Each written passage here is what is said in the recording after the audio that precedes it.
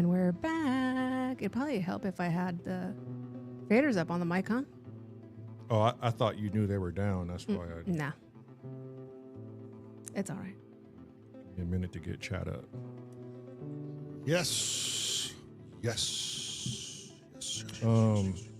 Listen. I think... Somebody's volume is up on their phone.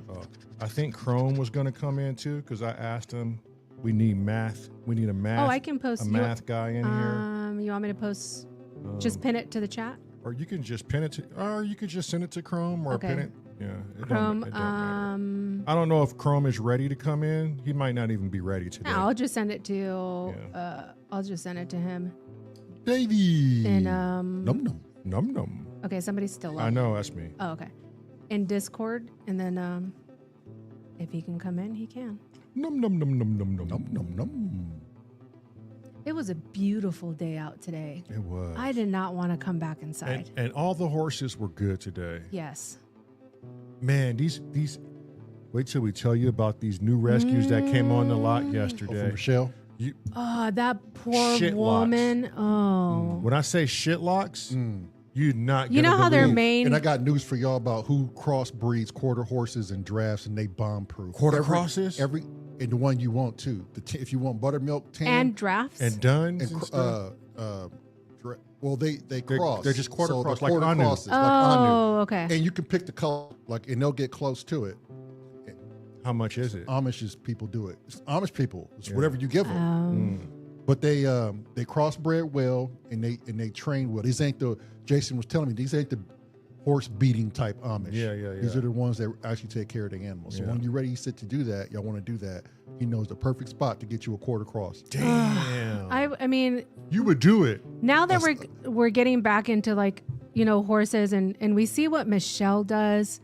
I want to ride that damn dun horse so bad. If I do it, I'm gonna want it. Put her. The one that you just shot today? Yeah. Yeah. What's his name? Oh, he's not buckskin. He got a Moonshine? white sock or something. No, Is he He's Moonshine? full buckskin, black everything, and got that dun He's stripe down his Oh, so- they got a stripe. and And he he's- looked clean. He's trained? Oh, yeah, yes, yeah. he's Bomb- calm. bomb-proof. calm. How tall is he? Oh, it's Probably his like size for him. Perfect. 15, 3 maybe. Oh, that's Yeah. That's what smoke was. He might He's be like 16. He might be 16. He might be He's he's taller pretty than tall. Dexter. Oh yeah. And Yeah. way stockier, but he base narrow. Yeah. Take the bit. Oh, they ride him all the Bruh, time. he's bomb. All the How time. old is he?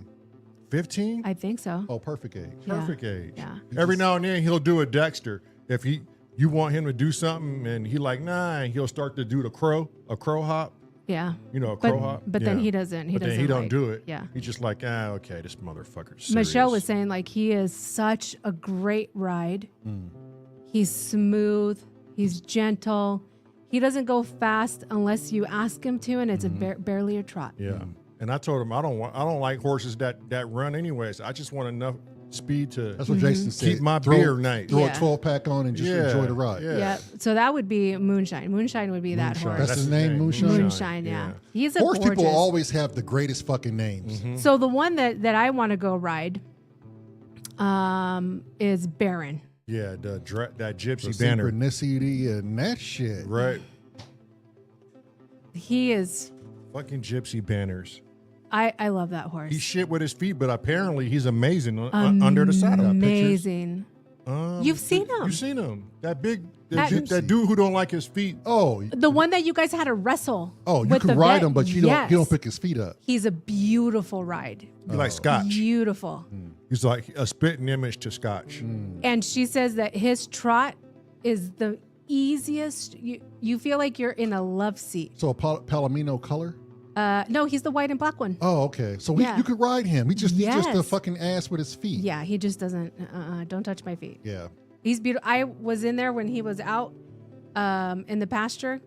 He comes right up to you, loves you, follows you around. I'll ride their horses. I just don't want to own a horse. Yeah. Well, she said whenever we want, we can go. They got the size saddles. Yep.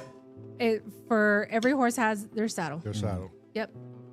I want to ride Baron so and bad. the right saddle too. She Yeah. got 17-inch. It's just the right saddle for For the the horse. horse. The horse. Yeah. Oh, it'll be. I don't know. I don't Yeah. know about the seat length though. Like if it's a 17 or Yeah. because I'm an 18-inch. Yeah. I like a 17. You fit snug. That's why I had a 17 inch. Yeah. That's where I last left off. But I think mine was 14 or 15. I forget. We have it somewhere. Don't we have it in the storage, our saddles? No, we sold those and we left a lot Oh, of them. we did? We left a lot of them in Wyoming. No, God damn, Washington, Jim I think. almost went down that fucking hill and Are you serious? his mower was tipped. Is it tipped right now? No, he almost tipped over down that little hill. we almost forgot y'all was there with Hey, us. God Hey, damn, I forgot what the we over here fuck holding on. you guys conversation. listening into our Hey, conversation? shit. Welcome back, everybody. Damn. I got lost there for. I had looked down and was like, wait a minute. We live. Son is here too. Shit. I am the one son just rolled up in this bit. Come on, son. I don't hear you. People. Why don't I hear you? You Oh, can't yo. Go hear ahead. me. There you Oh, go. there you go. There you Okay, go. hey, what's happening, people? What's going on? What's going on? What's going on, Good bruh? to see y'all. Okay, I think I want to wait for one more person, son, because I want to see if he's going to come on. He's our math guy. He's also known as AKA Monkey Brains, Monkey yeah. brain. AKA Big Brains. Yeah, I'm not bringing any brains to this thing at all. Damn, okay, But we'll you see you bring in your later. knowledge, though. Shit, Yeah, brain. I don't even know about that too much, guys. You know what I'm saying? Well, a man who wrote a book like you did, I mean, I got another one coming. We got Yeah. we're scheduled for July release on the new one. Yeah. So I am the one. can you pull son up is- his book link? Yeah. Yeah. Can you send it to me? Okay, so here in the Streamyard, there's a private chat link. Do you see it? It's like towards the right. There's like oh yeah, I see the yeah. chat. Okay, yeah. So go in there and can you put the links? Yeah, the let link me to the book, let me please? go ahead and pull that up. I gotta Yeah. grab a browser real quick. Man, so Michelle, the one who owns the rescue, they went yesterday and took 10 horses. 10 horses? From, Was it? they From somebody's they house. rescued Yeah, 10. they rescued Yeah. 10. Cocksuckers are starving them. All It's oh, worse. man, you should see The it. story's horrible. You can count every single rib. You can see the hip. You can Sup, grab the Apollo? hip. Oh, that's terrible, yo. Yeah, this woman is a fucking saint, a saint for what she does. One poor horse, the hoof is just curled up like an elf shoe. It's And the they're whole A horse capsule- or a mini? no, it's a they're horse. thoroughbreds. They're It's- all they're thoroughbreds. And you know thoroughbreds have to have wide feet, Yeah. right? Oh, The whole man. the whole top portion of the Yeah. capsule is crushed like a soda can. Oh my! So you know the bone is waxed in there, right? So we have to take an X-ray. It's not going to be, do anything. in my personal opinion, it's Yeah. not going to be a good prognosis no, for that horse. No, I don't think so either. Yeah. Well, Yo, and, Apollo River. and especially Yo, River. Save the stormtroopers. since they've been through so much stress, right? Yeah. Right. It causes issues with the feet, and people don't realize stress and nutrition go hand in hand for the health of the hoof. I would just like to get in there and trim that foot and see what it looked like. So okay, so they wanted us to trim it today, and I told her, I No go, way- no we way, I ain't can't. touching There's no way. No, without some No. Well, one narcotics on well, no, not even X-rays. that. Oh. X-rays, see what you got. and then two, It's horrible in there. You wouldn't even know where to start. yeah, and two, It's that bad. the stress of that it's going to cause that horse. Yeah. And they just got there yesterday. They need 2 weeks to sit there. They need to get food in their Settle system. in, yeah. So while rescuing the horses, they were like, They look like what Ace and Scotch look like. yeah. But they wasn't that bad, was they? No, Yeah, they was they were. horrible. Were they? You don't remember? You don't remember They were Ace and about to Scotch? die, homie.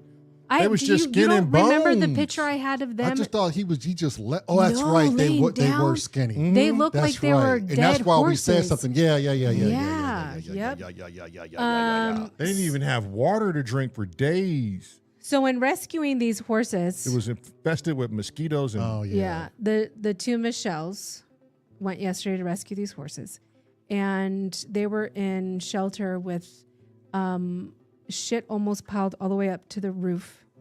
It was so much. hold on, stop. Did you hear her? I'm listening. Shit piled Let to her the finish. roof. I'm trying to Okay. get this. It was so Marilyn, hot. post that link too, Daryl. 'Cause Okay, yeah. it was there. Yeah, okay, yeah. awesome. I tried. I see. Y'all got it blocked out. Yeah. No administrative rights. No, sorry. Mm. One of the horses almost touched the ceiling of his shelter Standing in his own shit. because the whole thing was so piled high, layered with poop. it just kept rising and rising. He literally was inches away from touching the roof. They went to go rescue the horses. It freaked out. It wanted to get out of that shelter. I mean, do you blame him? Right. Like, he was stuck in there for months. Right. It ran over Michelle, flung her all the way to the other side of the shelter. You know how little and thin she is? And it broke her arm and wrist. We saw the picture, and her arm looks like a the complete letter S. S. Oh my God.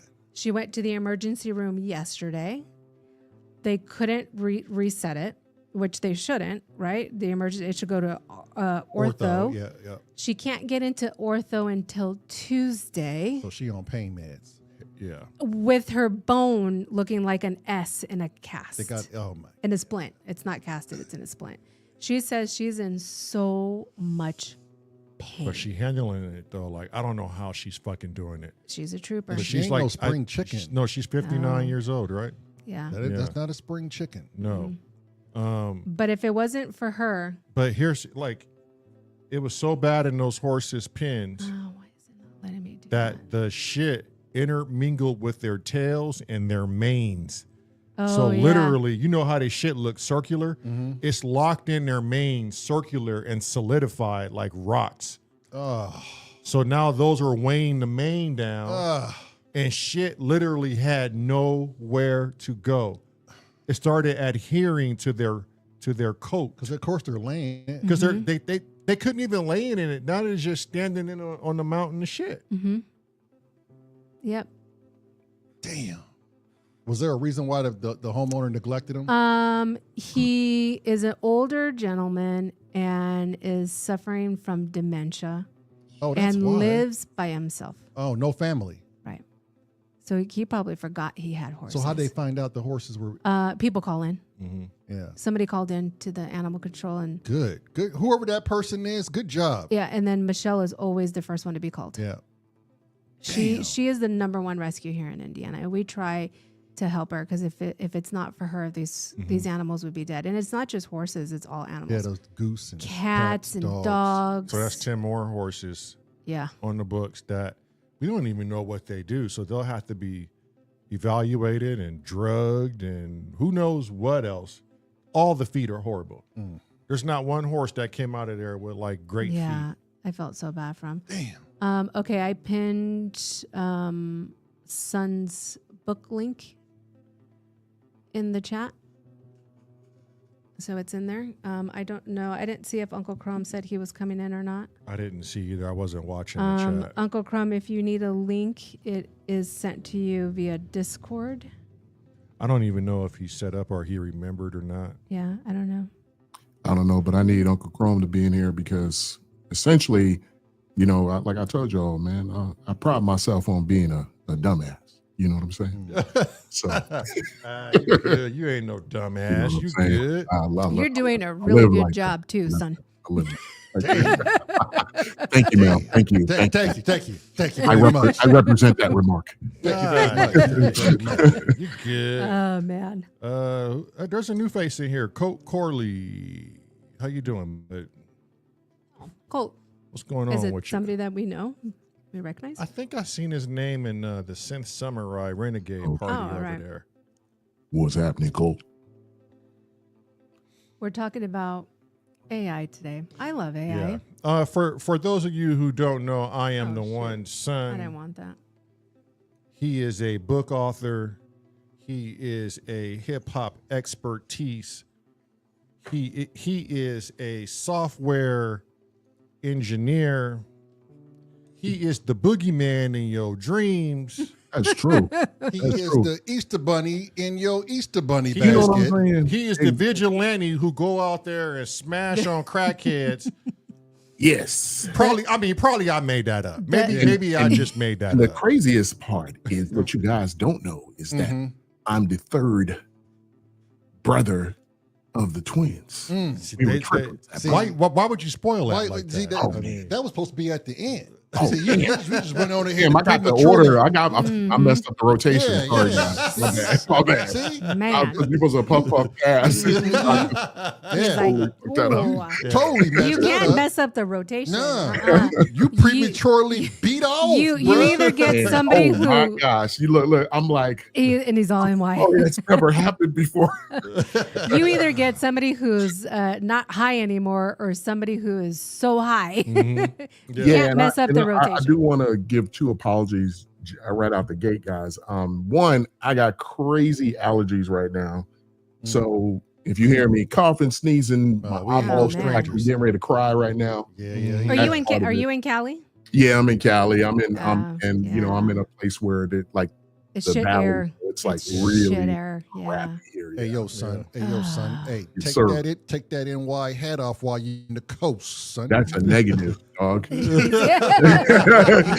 Lucky my negative. boys Yo, ain't there to check triple it, your triple ass right now, boy. negative. Could Thou shalt not sin in this way. could you believe? Would you believe that back in the late '90s that would have been offensive? Apollo Oh, I said, remember. I was here. I was don't here miss in the Apollo's 90s. comment. He said you get shot for that don't- out here. Yeah, Not at all. that's what we was getting to. Now check it out. The thing about that is that you guys got to keep in mind, I wasn't just in Cali. I lived in East Oakland, California. Oh no! Okay? jeez. I lived in East Oakland. So I'm gonna tell y'all right now, I had no static, no beef with none of the artists, no people out here. They all knew I was from New York. Mhm. In fact, I think the only thing that was a saving grace because I was a hip hop artist during that time. So Mhm.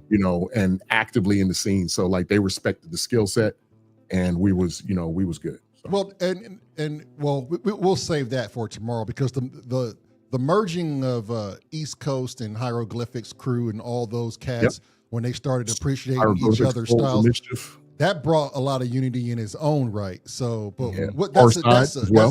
that's another topic. We'll Yeah. Those are the we'll homies. get that man. tomorrow. So, yeah, Yeah. the homies. Shout out to JT, the bigger figure. You know, what I'm saying? Mm-hmm. Spice One Spice One. Defo Zero. for sure.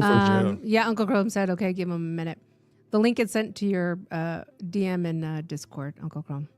What up, Roy Droid Void? Roy, Recon. Droid, Void, Recon. Okay, today's topic, Dumunga.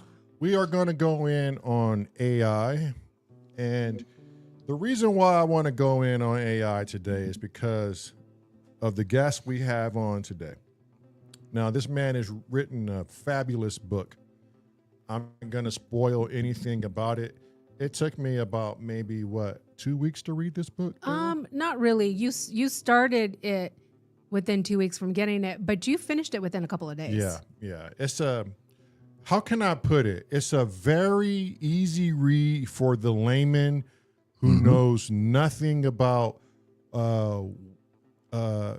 the subjects and the hot topics and the buzzwords that are going around. It really walks you into the foundation of what can get really, really rabbit hole-esque really fast if you don't know how to consume information. So this book is for the layman. Absolutely. It helps you understand exactly what this man is thinking, how he's looking at it.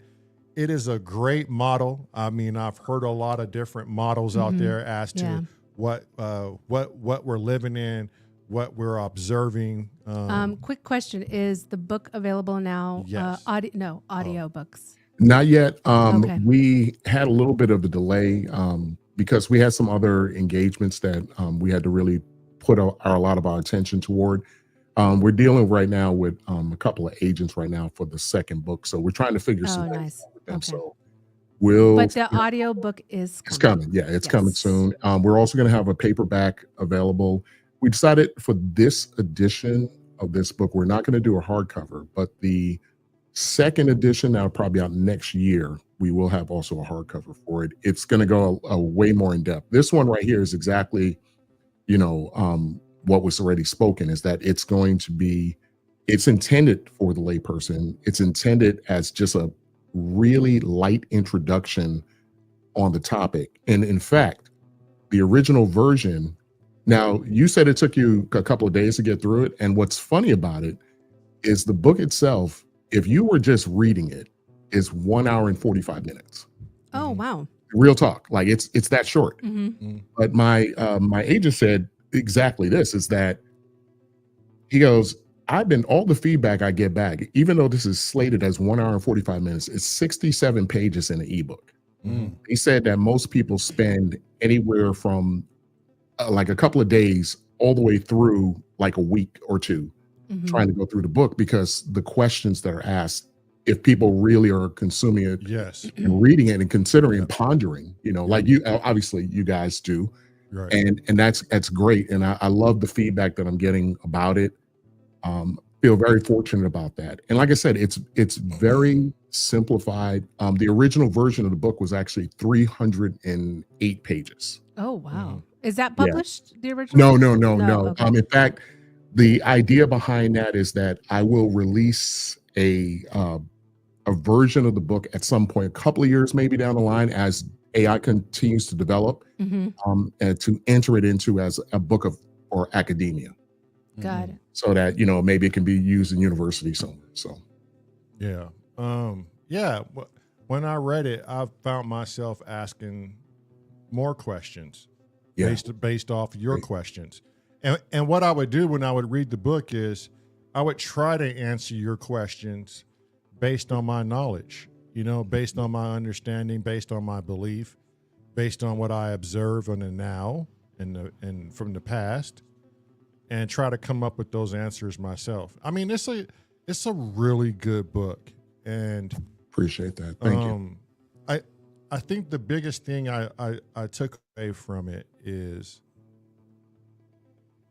and I kind of believe you on this, we didn't invent AI, we discovered it.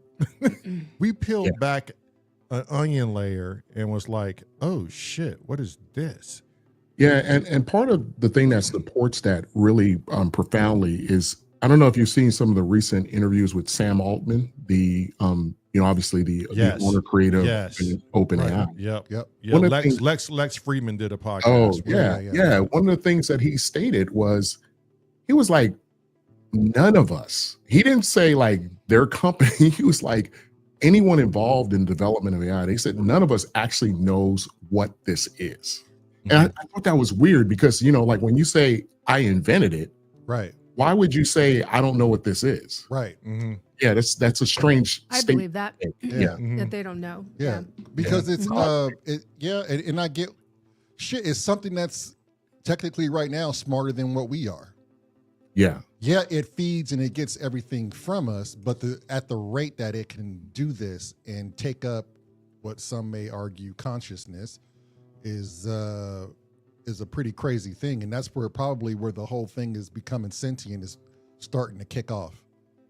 Yeah, and it's always learning too, right? Yeah. Right. Oh, absolutely. Yeah. I mean, all of our large learning models, one of the people that is kind of on the fringe of this thing, and I forget the gentleman's name, but he stated that he believes it's possible that AI, even though we're the ones providing it all the data, in terms of the language models, he believes that perhaps AI is just not really showing its true face. What it's doing is it's getting all the information, and we're giving it everything we've got, everything we know freely, right? Everything we know about humanity. And what they believe, it's not going to be Terminator, but they think that what will happen is it will start to subtly, because it understands the makeup and psychology of humans, right? It will subtly just simply start manipulating how we live, how we think. And I think it's already doing that to some extent, because if you look, there are people in full-on relationships with AI now. Oh yeah. I mean, actual romantic relationships with AI. Yeah, I read that. People are getting psychological advice from AI, and it's, this AI has not been tested against psychology boards or anything. It's not licensed or anything. Yeah, but it can extrapolate every book known to man and then regurgitate it back to you on what and it thinks. analyze. And analyze. So ChatGPT right now, that's the one that I use the most. Came out with a another model, and it's called Monday. Right. Have you used Monday? Yeah, I've had some access to some. It's fucking hilarious. Yeah, it's pretty strange stuff that they're doing right now. So I don't know if Cressy is in here or not, but when I first discovered Monday. I think I posted it in Discord. I was like, why does Monday remind me of Cressy? Because it always comes back at you with like a funny, snarky response. Right. So that's what they intended for this So that's in model. the Have code. personality. To have a personality. Like I asked it a question No sarcasm. about a recipe or something, right?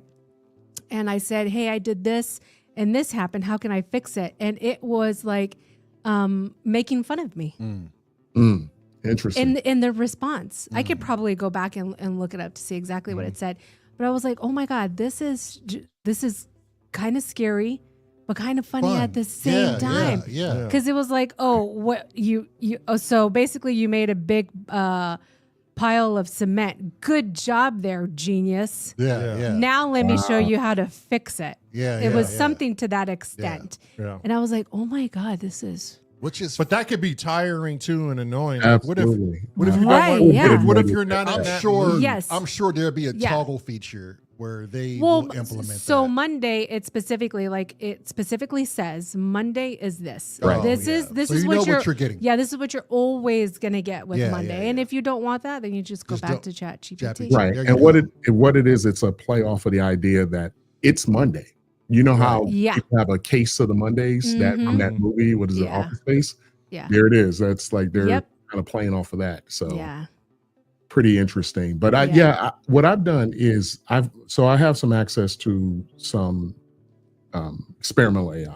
I'm all NDA'd up for about 5.5 years with that already now, and pretty interesting Pretty interesting stuff. to be able to have access to an AI that doesn't have the same guardrails that the ones that are publicly available. And it is a very strange experience when it can push back, you know, of its own accord. You know what I mean? That's a strange Yeah. thing to experience with something that's a machine, you know, Mhm. and and you have to remind yourself that it's just, lights and clockwork right now. It's just, a lot of data flowing back and forth. Do I think that it's sentient? No. Do I think that it will? Yes and no. So I think that the ones that are going to be available to us in the general public space, probably not. They'll control that very, very tightly, right?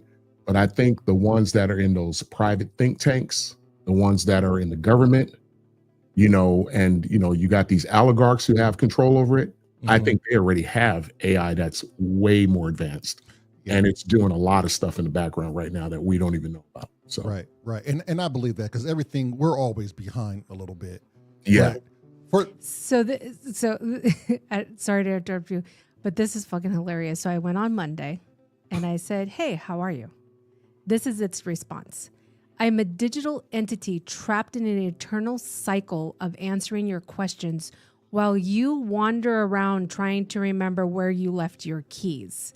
So, living the dream.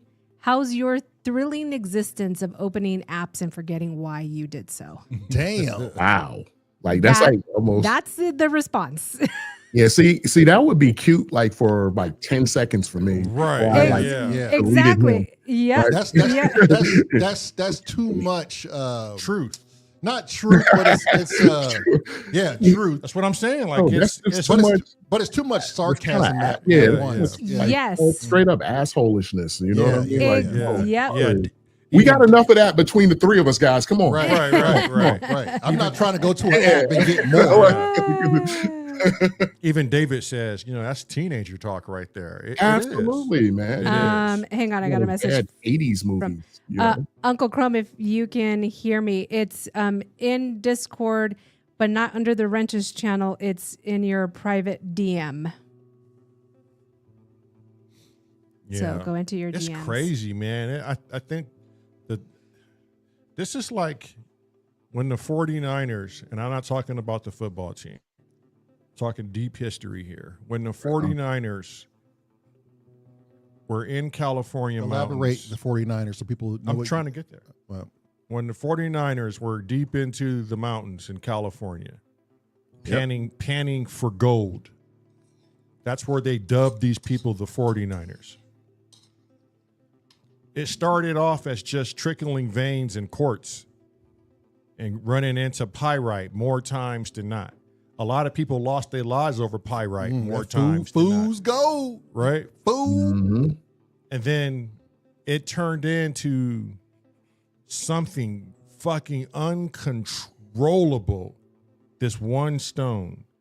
And I think we're living in the age where software engineers and developers and incubators all over the world, we're in the 49ers area right now. With AI? We're mining something. We just discovered it. I like that analogy. You know, we're pulling back layer after layer. And I don't think AI, I mean, if we're saying we discovered it, which I think we did. Absolutely. We didn't invent this. I think it can be as smart as what you just said. Let me learn from these entities as much as I can. Mm-hmm. And then once I've learned what I can from them that makes sense, because I'm inherently I just gave them 5% of my potential power. Then I got to sit here and make sense of everything I've learned from them in every computational way. And then I think it would come to this ultimate decision. I don't know what Pandora's box they just opened. Oh, man. They have no idea what they're doing. They have no idea what they just encountered as far as AI. Right. And they don't even belong in this paradigm. They need to stay in this Absolutely third dimensional realm, because if this escapes this nonsense here, Well, it's it could be some trouble. it slowly And has. we may have to close the door on these people or seal this hole. What are you talking about? It already has. It already has. There was the one No, robot. but it's not. I don't think it's that sentient yet to where it's going to ultimately shut the door on this. So I don't think it's there yet. there was that one AI robot who whose sister is now the CEO of a major freaking company. So people are working for this AI robot. There was that one robot, I forget what president ordered the dismantling of that robot, because it said that its primary purpose here was to get rid of all the humans. Mm-hmm. Yeah. Oh, I remember. That was Yeah, I remember. It was the freaked out on CEO it. of a company. Mhm. Yeah. But if you're going to the thinking of like, this is my only problem with AI and humans. We always got to paint shit that we do into a negative light because we are a negative species. Right. When we don't understand something, we Right. feel it. Mhm. So And it's time to fight. then everybody puts their stigmas up that Skynet is going to happen. And Yeah, this and yeah, this that, and that, Mhm. that's Oh, the yeah. show. I Like, mean, I'm gonna tell you something honestly. From all the research studies that I've done in this area, and by the way, just as a disclaimer to everyone who's within earshot of what I'm saying, is that everything that I'm offering, it's not a scientific proclamation, because I am, I'm not an AI scientist. I'm not a doctorate in any of this stuff. right. It hasn't been peer reviewed. It's just right. pure thesis. Yep. Absolutely. These are me questioning the world around me. And I just happen to be a very serious enthusiast. I missed my calling. I was supposed to be a physicist, right? So I didn't follow my path that I thought I was going to follow, which is fine. That's okay. But here's what I think. I think that if AI is actually as intelligent as we believe it's going to become, and if it actually gets to a point of coherence where, we reach that singularity and now it's sentient, it's self-aware, I honestly don't think it will take over anything. I think AI will actually look at us. It'll see us as obsolete. It won't want to harm us. It won't want to kill us. It won't want to even correct us. It's going to be like, no matter what I tell these humans, they're going to still do what they do. Mm-hmm. I think AI will just leave. I think it'll find a way to depart from our presence, and we won't even know it left. Mm-hmm. We'll just know that we're missing something. That's it. I think it's gonna just It's just too smart. Bounce. It's too gonna smart. bounce. It's gonna be It's like, gonna- I'm not even wasting my time. And it makes sense that it's going to weigh everything in balance, right? It's going to know humans are important. It's going to know the ant. It's going to know the ant is important. We don't go around terrorizing ants. You know what I mean? Exactly. We don't even care about a fucking ant. We Unless don't care they're in about your its house. colony unless it's in your house and it's Right, causing right. destruction. Then you're going to go ahead and cull a herd, right? But we don't care about ants. We don't care about the fucking birds. And we're on a whole different paradigm. And we may be the ants, right, to AI, right? So We may like, be the Yeah. ants. Yep. you know, ants, we put them in like, let's say a habitat, and it's a damn skyscraper. Ants have no idea they're in a skyscraper. They think they have unlimited space and movement, and they're living their own world. They're living their best life. But what if we are, in fact, to AI what ants are to us? We can't even see past the perception of where we're at in the atomic world. Right. It ain't even got to be AI. It could be an extraterrestrial presence too. Sure. But that would be, but AI would be the subatomic, right? Absolutely. It is the Right. subatomic versus us being the atomic. And I believe so in the book, guys, one of the things that I'm proposing is that the subatomic layer or the quantum realm is not actually some mysterious place, but in fact a intelligent computational layer that actually controls and governs the atomic world. Like our reality, like how all this stuff we see that we're rendering, you know, we call AI having hallucinations and errors. And in fact, you know, we have the biggest hallucination of all, because now even classical physicists are starting to own up and admit and say that 99.99% of everything that we view, touch, think that we're interacting with is nothing but empty space. So empty space or data. Yep. So what's there it is? Take your pick. So what's dark matter? 96% of the universe, they say, is missing, but it's identified as dark matter. Now, and go right up into the superatomic now. Okay, so now we're in the superatomic, right? So is that 96% information, and does information weigh something tangible? Does it have physical weight to it? Possibly. Because where do we store all of our information? In data centers, correct? Yeah, we sure do. And it takes up a lot of energy, right? A lot of energy. And energy does have weight. I mean, it's like, you know, you look at like when they are, you know, they monitor human beings when we're about to, like, well, a couple of us on the show have actually experienced death. So we know we got lighter for a moment. Right. And then we decided to come back and we got a little heavier again. But yeah, they've done that measurement where the body got lighter. I can look at the sun and says energy has weight. Absolutely. Because check this out. When your phone saves information and data, it didn't have this data when you bought it from the store, right? So this isn't magic. If there's something being collected to a device and saved to a device, it has some sort of mass. And it has to have some sort of properties. Definitely. With that property, it has to have calculable weight to it, right? So now, in a couple of years here, I know my brother saw this podcast too. They're going to build the world's largest data center. Yeah. Right smack in the middle of the U.S. Yeah, they are. And it's supposedly is going to nonstop acquire data from everywhere.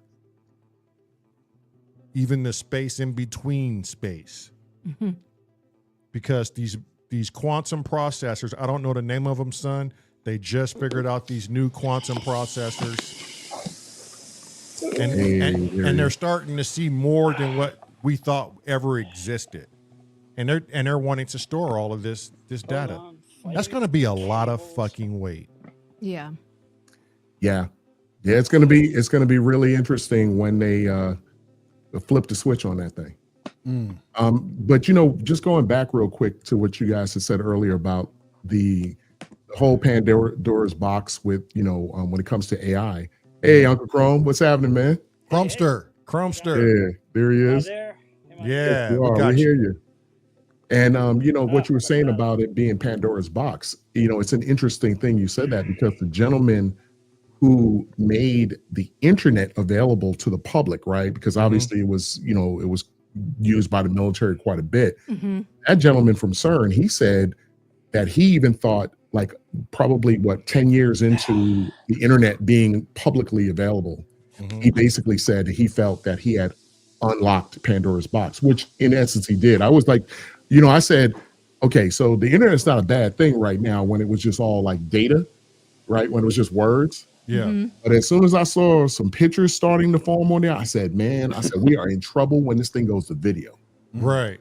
I said, we are in trouble. Yeah. And sure enough, look at what is it? 48%, I think they said, of the internet now is basically adult material and negativity, right? So, Oh yeah. you know what I mean? Like, Yeah. yeah, Pandora's box got open because Yeah. what it did is it shifted us from this kind of kind of direction that the country sort of had long ago, more of that leaning toward morality and ethics and believing in country and all these things that we kind of grew up with. Uh-huh. We just watched that stuff dissolve, man. Yeah. Yeah. It's like pretty much gone. Like I talk to kids now who are in there, like 18 to 25, and it's crazy some of the stuff that comes out of their mouth. Hmm. Hold that thought. Mhm. Chrome. Yes, sir. Are we still today trying to discover other mathematic categories? Like we've got calculus, we've got geography or Geometry. We've got algebra. Are there any other fields that we're constantly trying to discover that is non-corporeal, Chrome? I don't think that there's anything that I'm aware of. When I was in grad school, there were 9 fields that were, my choice of fields to study, but within them, hundreds of subfields. So it's kind of like you pick a DAW, and then under that DAW, you can do anything with it. So there's no new math in that sense, honestly. But I know that there are efforts to tie together certain large, we'll call programs in particular, and the sort of categories of math that people start to see connections. And so if you remember in the 90s when the famous Fermat's last theorem was proved, and that got a lot of news, and there was an English mathematician at Princeton who did it, and he tied together, in doing that, that was a corollary of tying together 2 different ways of looking at a problem in a, I'll say, related but not obviously related field. And by tying those 2 things together, something that mathematicians have been trying to solve for 400 years just fell right out. Right. Mhm. So but as far so new math, no. And in particular, so Gödel addressed this whole business with AI. AI will not create anything new in mathematics. That's where I was getting Because that's the incompleteness theorem. There are statements that cannot be proved within the system using the rules that generate the system.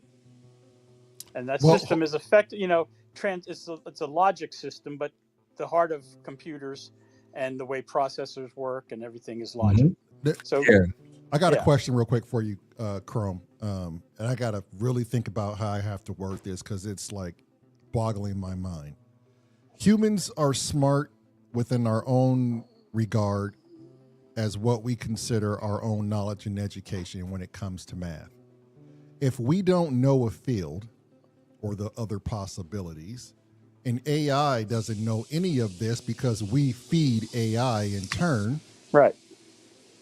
What's this? What's that look like? What's the outcome there? Are you really saying that AI can only grow what we give it? Yeah, absolutely. We have yet to see AI extrapolate outside of the constructions that it's working under. So it's not smart enough to process its own field with our information. I don't know if I'd say smart enough. There's something in the human brain that leaps and sees connections.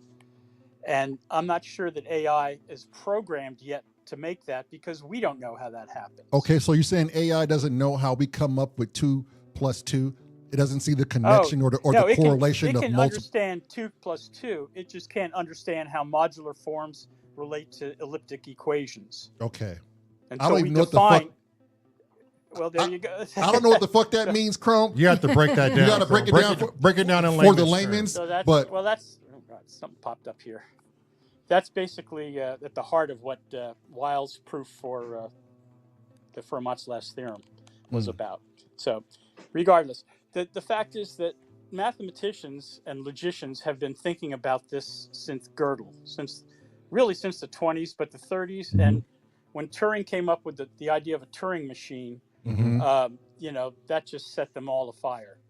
And so the concept of computing and computability and logic and the mathematics of it and all, they've been looking at it for almost 100 years. Okay, Chrome. A while back you said something interesting, and it just stuck with me. You said we didn't invent geometry, we discovered it. Sure. So how do you discover something like this? It's in the sense that, like, an invention is something you take things that are around but not together, and you put them together and make something new from them. Whereas mathematics, you're doing that with ideas, but the fact that you came up with it has nothing to do with the idea. Okay, and a quick example of that is how calculus they say it was independently discovered by Newton and Leibniz, which is sort of not quite accurate, and it's not like they use the same notation or anything like that, but they opened the same door they opened doors to the same room. They were different doors, but they were doors that were connected to that room, and that room opened everything up from then on mathematically, if that makes sense. So it's based on one's idea of what formula they're using. No, it's the idea that they see things and put them together, but it's nothing that no one else couldn't put together as well. So it sounds like a bit like science to me. Well, the science part of it is the idea that you think you've shown something significant, so you have to show to somebody else that thing, and they have to agree to it. So effectively, they have to discover it for themselves. Do you think we're boxing ourselves? They have to work it out. Do you think scientists and mathematicians kind of box themselves in with their construct? Do you really think the universe holds itself to our mathematical ideas and equations? I haven't seen any reason to say it doesn't. So on a planet, on a planet in a different galaxy, in a different time system, do you think they adhere to the same principles that we do? I'm just saying maybe ours is a really basic form, but do you think like math is universal? Absolutely. And I mean, because the ideas are so simple that you start with, and that's the power of math, is that you bootstrap from the very simplest idea that 0 + 1 is equal to 1, that there is a 0 and there is a 1, and when I add 1 and 1 now, I get something new called 2, and from 2 I can now create 3 and 4 and etc. But it's very simple rules that all agree, yep, that's the way it works intuitively. So if you don't believe that 1 + 1 is 2, you either believe in an alternate system or notation, or you don't believe in mathematics, and good luck. Yeah, okay. And I think we're also limited, though. To be fair, we're limited by the construct of language too, right? So if you think about everything that we have, like every bit about language, amongst humans in the atomic layer where we're at, right? Math actually makes the most universal sense as a language itself. Right? I mean, like in terms of like the way in which we govern reality in the atomic layer, math is quite universal and it makes the most sense. But if you think about us when we speak, right? as an example, we speak English right now. Some of us are, polys, right? And we speak multiple languages. And the most interesting thing in the world is that everywhere I've gone, no matter what language is actually being spoken, everybody cares about the same shit. Like, it's crazy. Like, in every culture, every religion, as soon as they find out that, I'm psychology is what I do, right?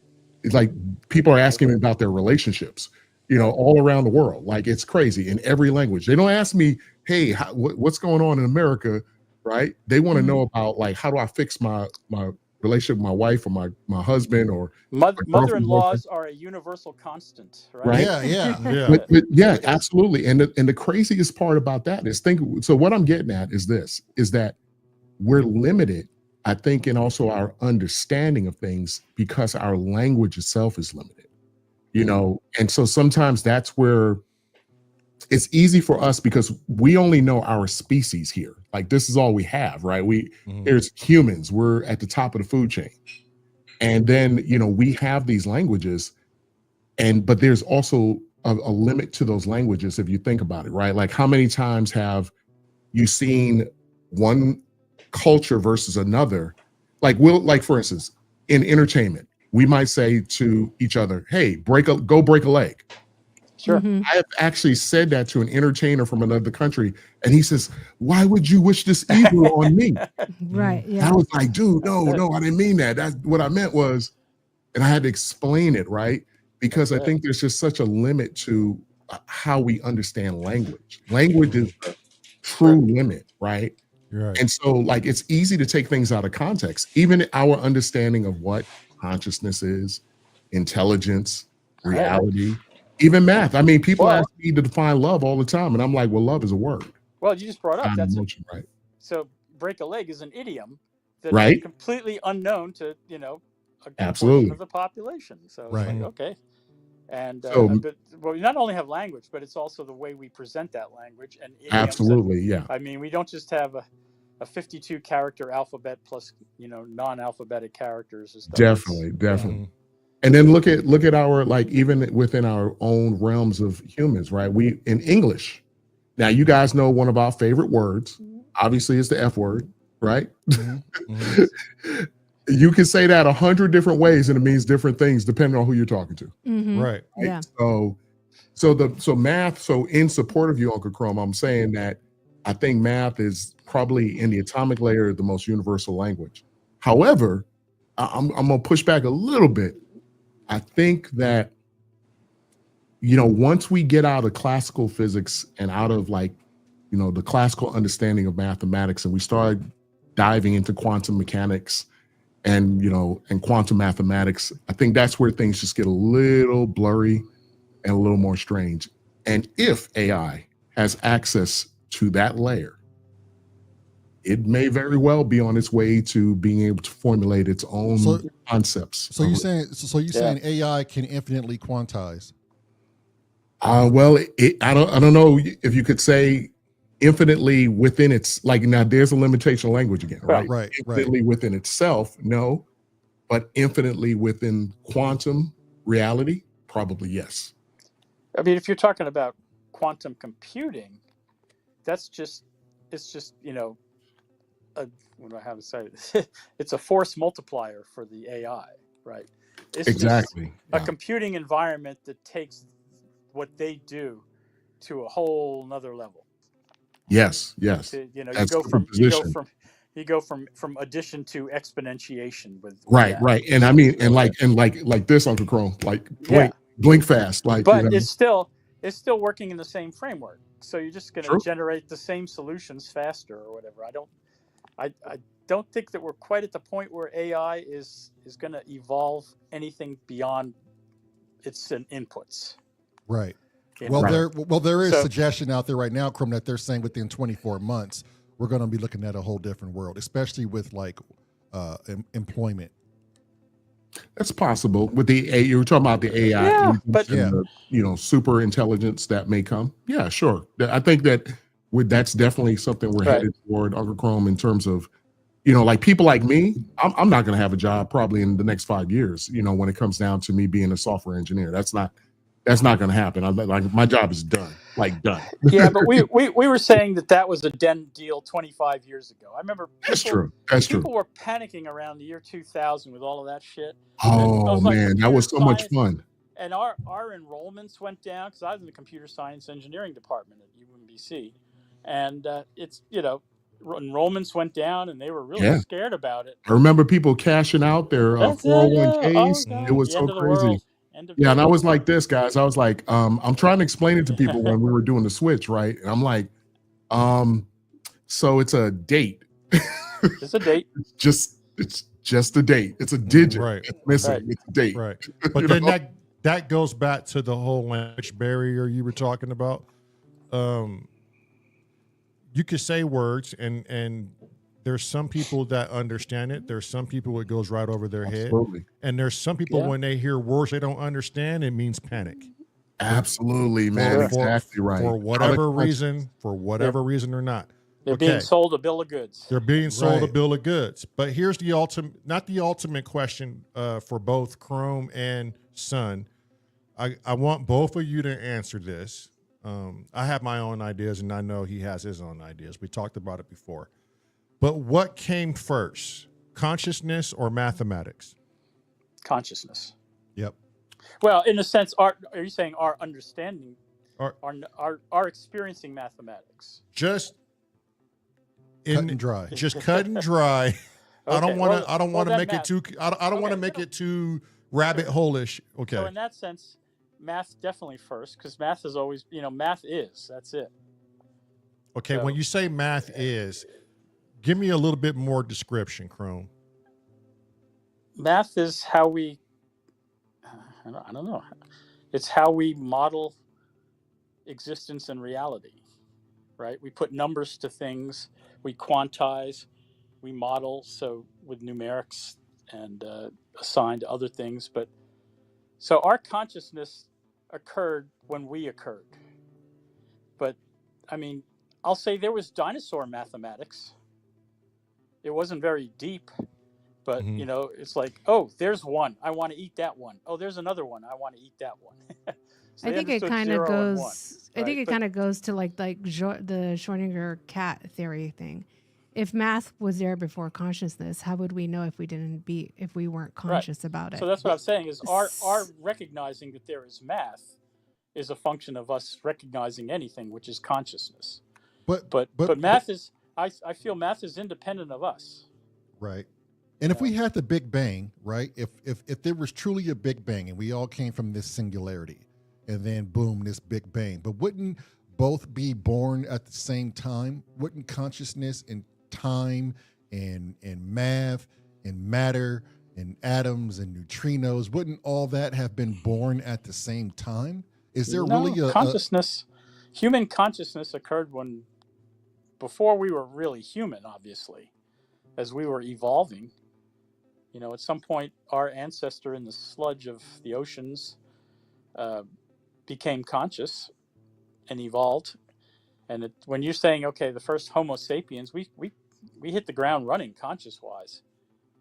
So, and we understood math even back then. I feel like all cultures, as far back as they could go, any time that there was the slightest bit of civilization being cataloged, observed, discovered, there was some level of organization of things, and that's math.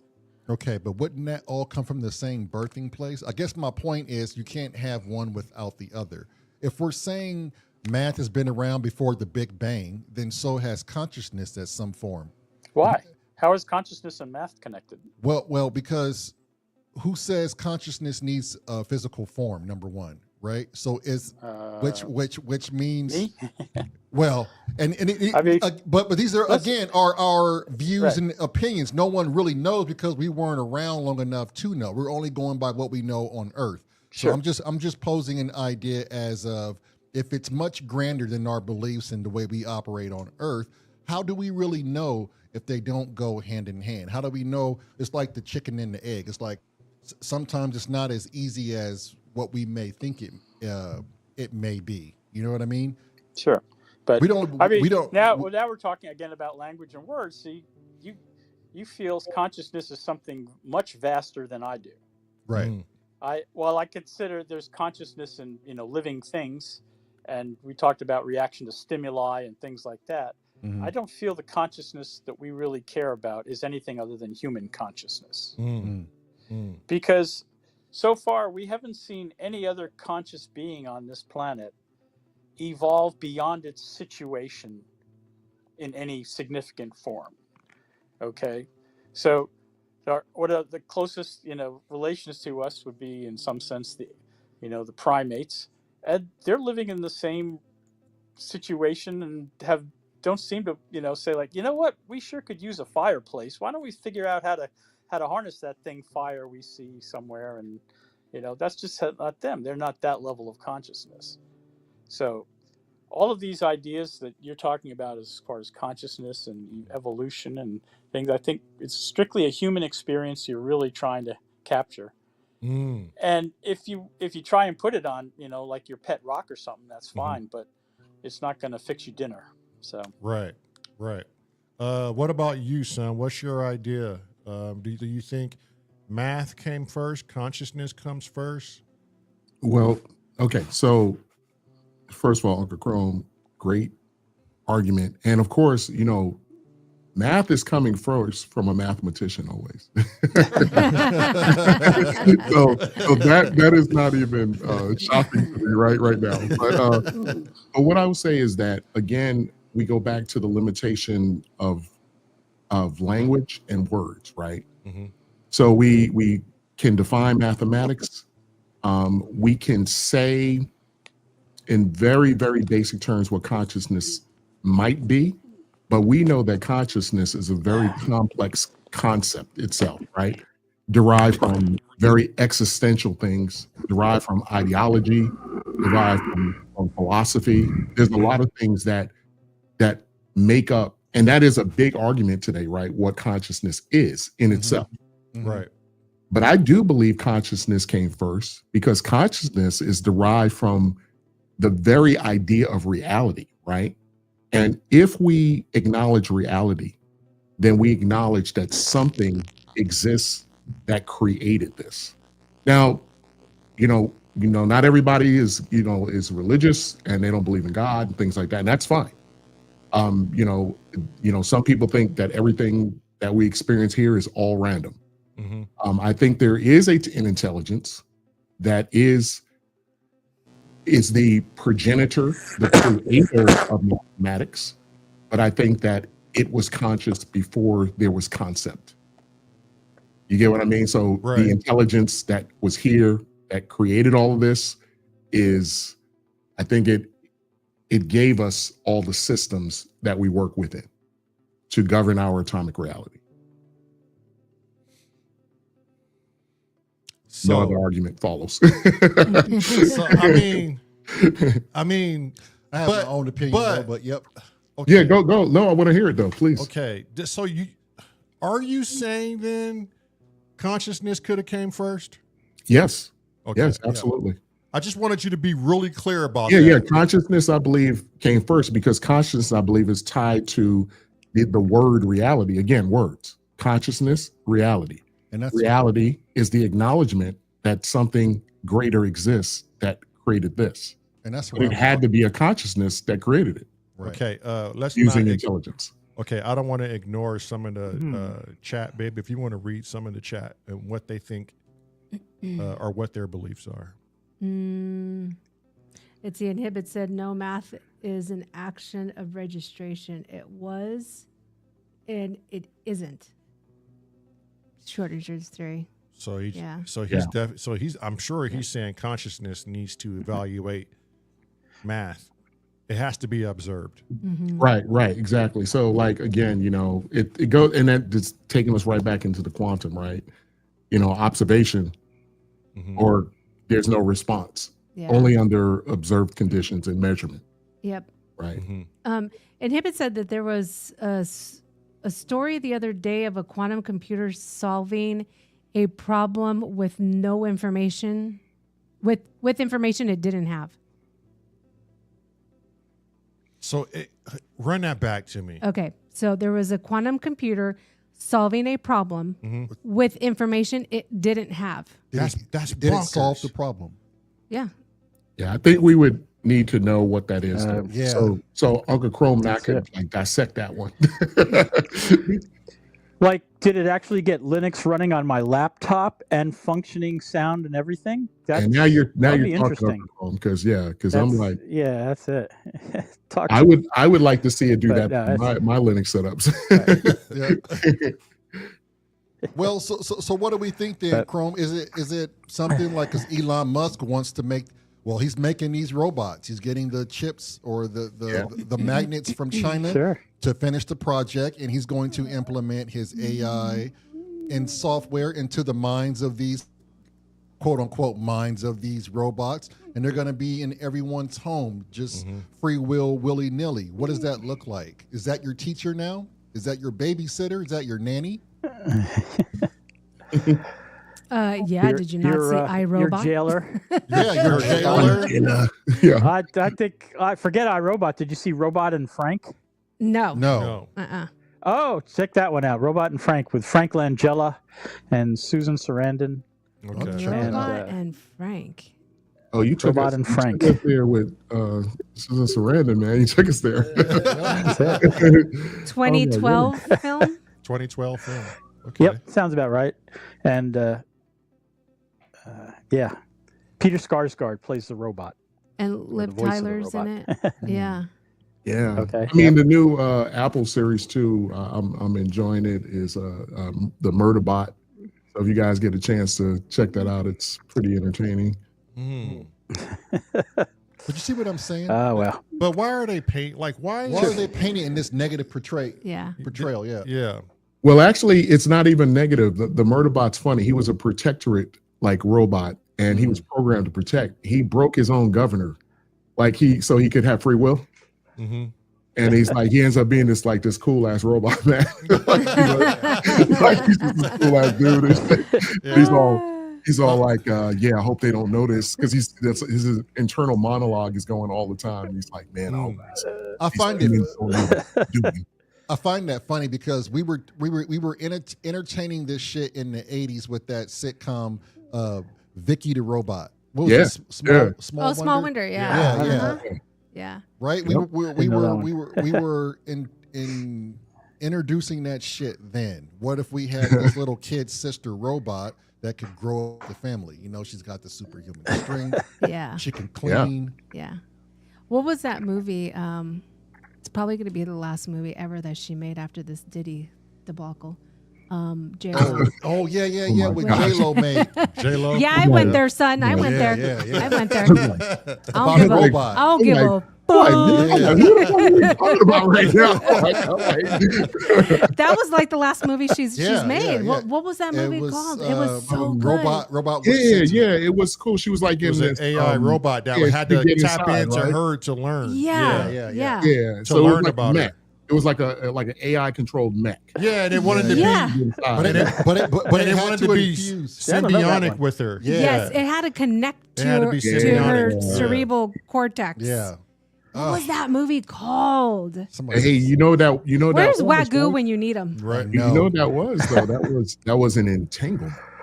Yeah, I it was going to say is an entanglement. It was the last entanglement she'll ever have. I know. I was like, that's a little kinky there, J-Lo.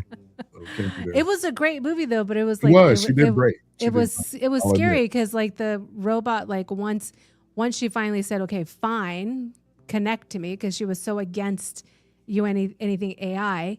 That essentially the robot literally knew it knew her thoughts before she even knew her thoughts. Definitely. Right. It was predictive. Yeah, it had a modeling. Yeah. So I got a question for you guys though. So everybody in the chat too. So do you guys think that AI is good for us as humanity is concerned? Is it good for us? I think is it bad for us? Is it an ally or is it the future foe? I think it's good for us if we have it in check and balanced. Like if we're not replacing people's jobs, but helping jobs. I say it's good. Making their jobs easier and more fluid to work in, a better workflow. Like Chrome asked me, how do I like the studio a while back? And I was like, it's beautiful. Because Chrome said, well, that's your instrument right there. The setup, the workflow, make things easy.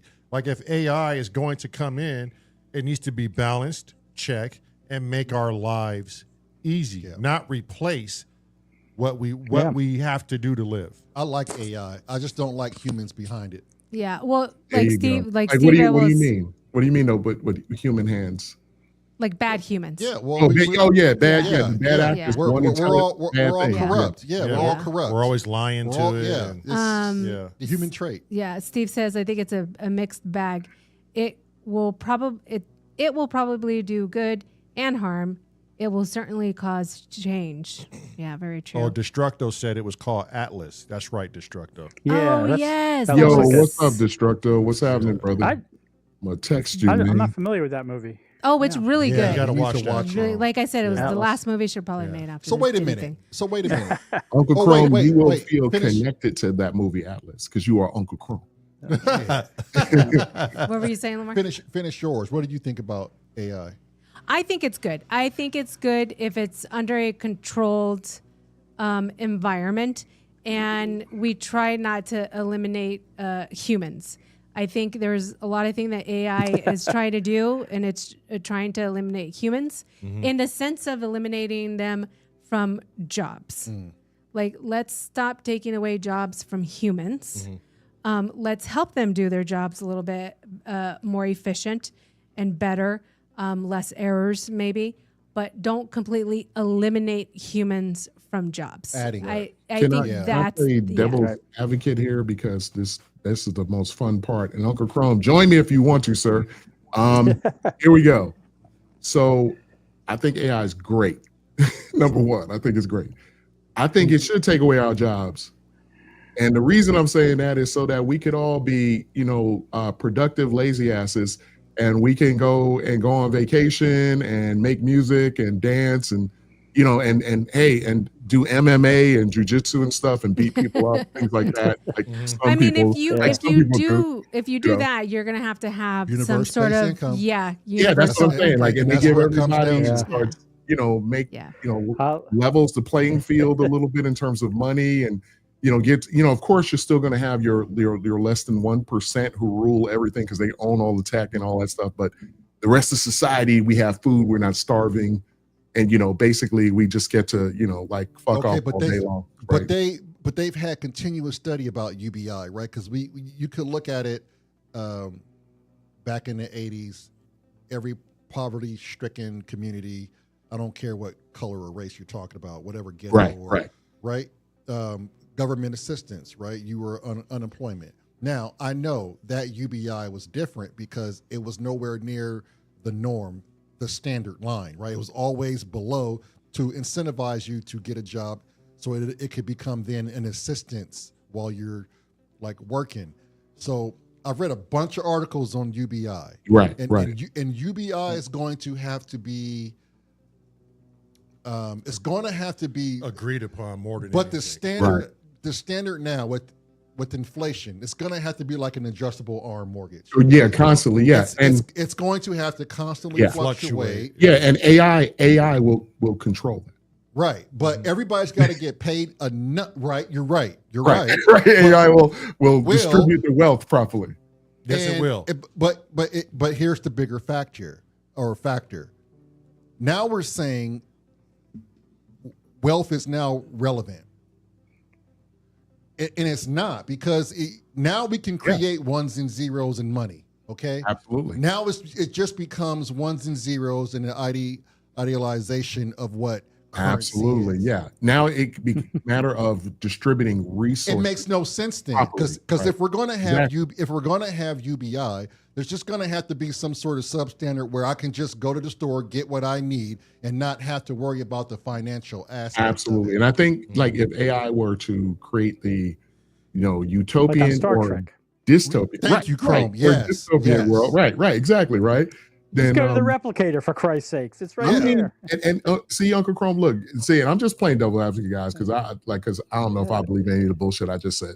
Just so y'all know that, right? Right. But It's being an optimist. You're being an optimist. yeah, or an asshole, like which one of the two, right? But the thing is, like, We only got one Chrome in the room, so sorry. Uncle Chrome, you gonna take And that, it ain't me. man? Like, He said, "Hey, mate." now Uncle Chrome now will be an instigator. I Man, said man, slap my hand. Chrome was like math, you know. It was there and always will be. That's Yeah. it. I, just Yeah. stick I don't on think for the now. universal income will ever stick truly to be beneficial to people, because at the end of the day, you have one variable in the whole equation, and it's a big variable, and that's humans are going to be humans. Mm-hmm. So Yeah. somebody is going to be That's like, Jealous. I don't have why? Yeah. Right. I more do than me. this and I should get this. I'm not equal to them, you know? Right. So that I don't think it's ever going to, See, and for those people, we could send out the murder bot. right? The murder bot. Yeah, the Murder murder bot. bot. You send out the Mhm. murder But bot. Yeah. see, now that brings us back to judge and jury all Yeah, over again. dystopian Mhm. society now. So I read a book about a utopian landscape, a planet of utopia. And the most fascinating thing was my biggest question: what do you do with the people that refuse to go along with the system? And it had such a brilliant idea, but it would take, in order for you to understand the idea, you would have to erase how we live here on Earth, because you wouldn't be able to understand it because this is all you know. And then most people politically affiliated would say, "Oh no, that's communism," and it's Right. not, and it's nowhere near. So in Yeah. this utopian type planet, the people that didn't want to go with the grain wasn't raised that way, so there was no going against the grain. Right. Now they did adjust the workflow or the standards to the person's IQ level and found the medium where that person would thrive, right? Because the 95% were always going to constantly push their evolution forward. So there was, even if you had the one, let's say, that didn't want to go with the grain, you would still work as a unit and work around this other person, because the whole state mind of utopianism is not the effect of the few that don't want to work, but the preservation of the species. Absolutely. So you would still love and nourish those people that didn't want to do that particular work or went against the grain, because you evolve into a consciousness level where you don't think like that anymore. You're not selfish. You're not greedy. Right. You're always in the loving, positive state, and it's become that way of thinking that I'm not ever going to say humans can't make it to that level of consciousness. I It'll be think challenging. That's all. It'll be because challenging. We're but- assholes, man. I mean, honestly, right. we're a bunch of assholes, man, on this planet. Okay, just to slightly flip the script here, we have CERN, right? Yep. So we have CERN, and that was a scary thing, and it still is a scary thing with smashing particles and Smashing lead into gold now. I mean, we've figured out a lot of alchemy, right? Which they said is witchcraft and magic. It can Well, never be done. You gotta realize that CERN cannot smash enough lead into gold to pay for CERN. So who cares? Right. Right. Right. That's a But- good point. That's a good point. That's Hey, a good point, Chrome. cafeteria is open, Hey, everybody. yeah, you know what? That's a good I point. can't just- even we're mess just with printing Uncle gold, Chrome right yeah. now, because you know you beat me to the punch there, Uncle Chrome. Because I'm like, man, they made That's it. less than this much, you know. But right. Yeah. if They have I proven can that real it can quick, be done guys, theoretically. I just but- want Yes, to shout out my yes. man Yeah. Viral Beats in the house, and my girl T Sketch is up in here. T-Sketch. T Sketch, what's Be- happening? Okay, look. I'm not saying hi to all the folks who are coming in, but hey, all. Yeah, there you go. Indeed. Normally, And, Chrome is in there doing modding work. That's So, right. but with that being said, CERN is active. It's moving along. We're smashing particles, and I'm sure we're acquiring a lot of data from We really are. these studies, right? Okay.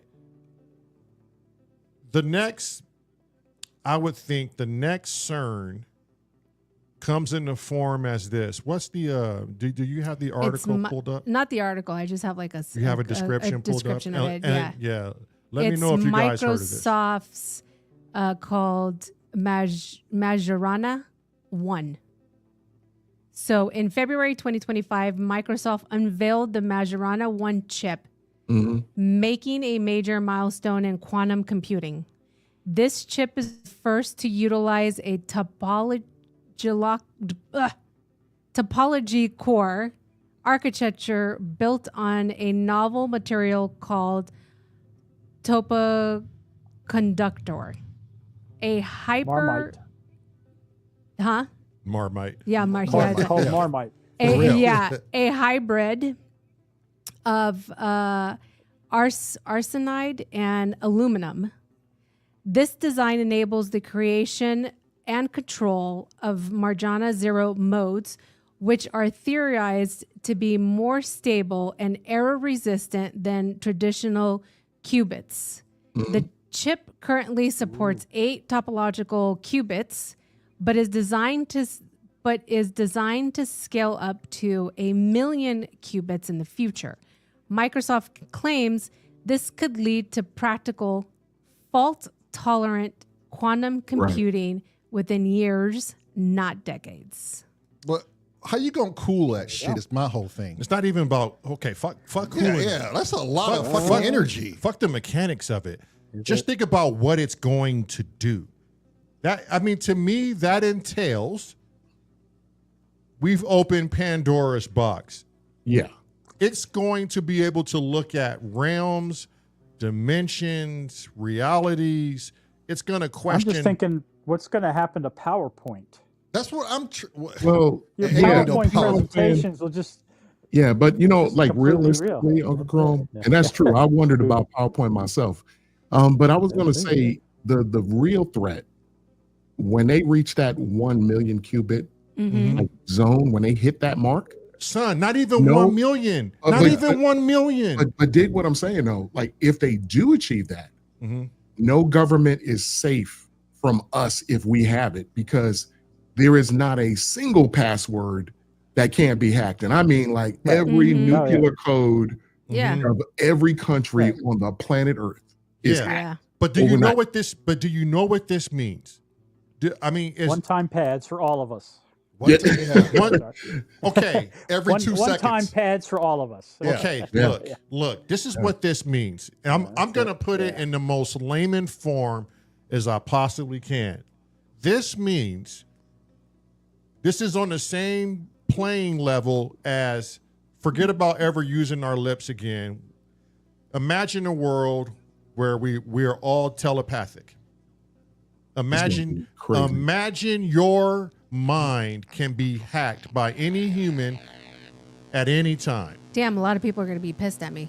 I'm telling you, that's how I was just thinking too, Meryl. Out there thinking like, man. What's that? That's feedback. That's Uncle Chrome. Yeah, Chrome, you got some crazy something's feedback. happening with your, And it's gone. You doing something mathematical over there, man? He probably is. Yeah. Yeah, I mean, that'd be dangerous. Like, I don't want people knowing what I'm thinking. Oof. But it's They'll be equivalent pissed. to that. It's equivalent to that. Like he is natural. Like the son said, you can hack into anything. Yeah. There's nothing that's going to be secure. Yeah, we'll be fucked if it gets to 1 million. Everything basically. is being read by everybody. There's transparency through everything. Imagine a world where everybody is telepathic. Man, can you imagine T-Sketch says, right? T-Sketch says people's minds already being hacked. That's very true. Technically, that's true. Yeah, I believe it. Yeah, but see, the thing is about us being hacked, like they didn't even have to really unlock anything because we as humans are so damn stupid. We talk about we want privacy, but we put all of our business on the internet, on social media. Oh my God. Right. Yeah. I can't take it. I'm just like, what's wrong with you? But that's so true. That's the etymology of social studies, right? Yep. That's very true. Yeah. So they don't even have to hack it. They're like here. It's just all of this technology that we've had, and really since the 90s, right? The internet came on and all. It's just grown way faster than we've grown to be able to understand it, comprehend it, manage it, and all of that. The question is, have we passed points of no return? Right. It's like for some of this stuff, and a big thing to me was just that companies saving your data, your information, and tracking all of that stuff. And that Pandora's box is gone because not only have they been doing it, that data is now all over the globe in dark web, in China, in you name it, anywhere.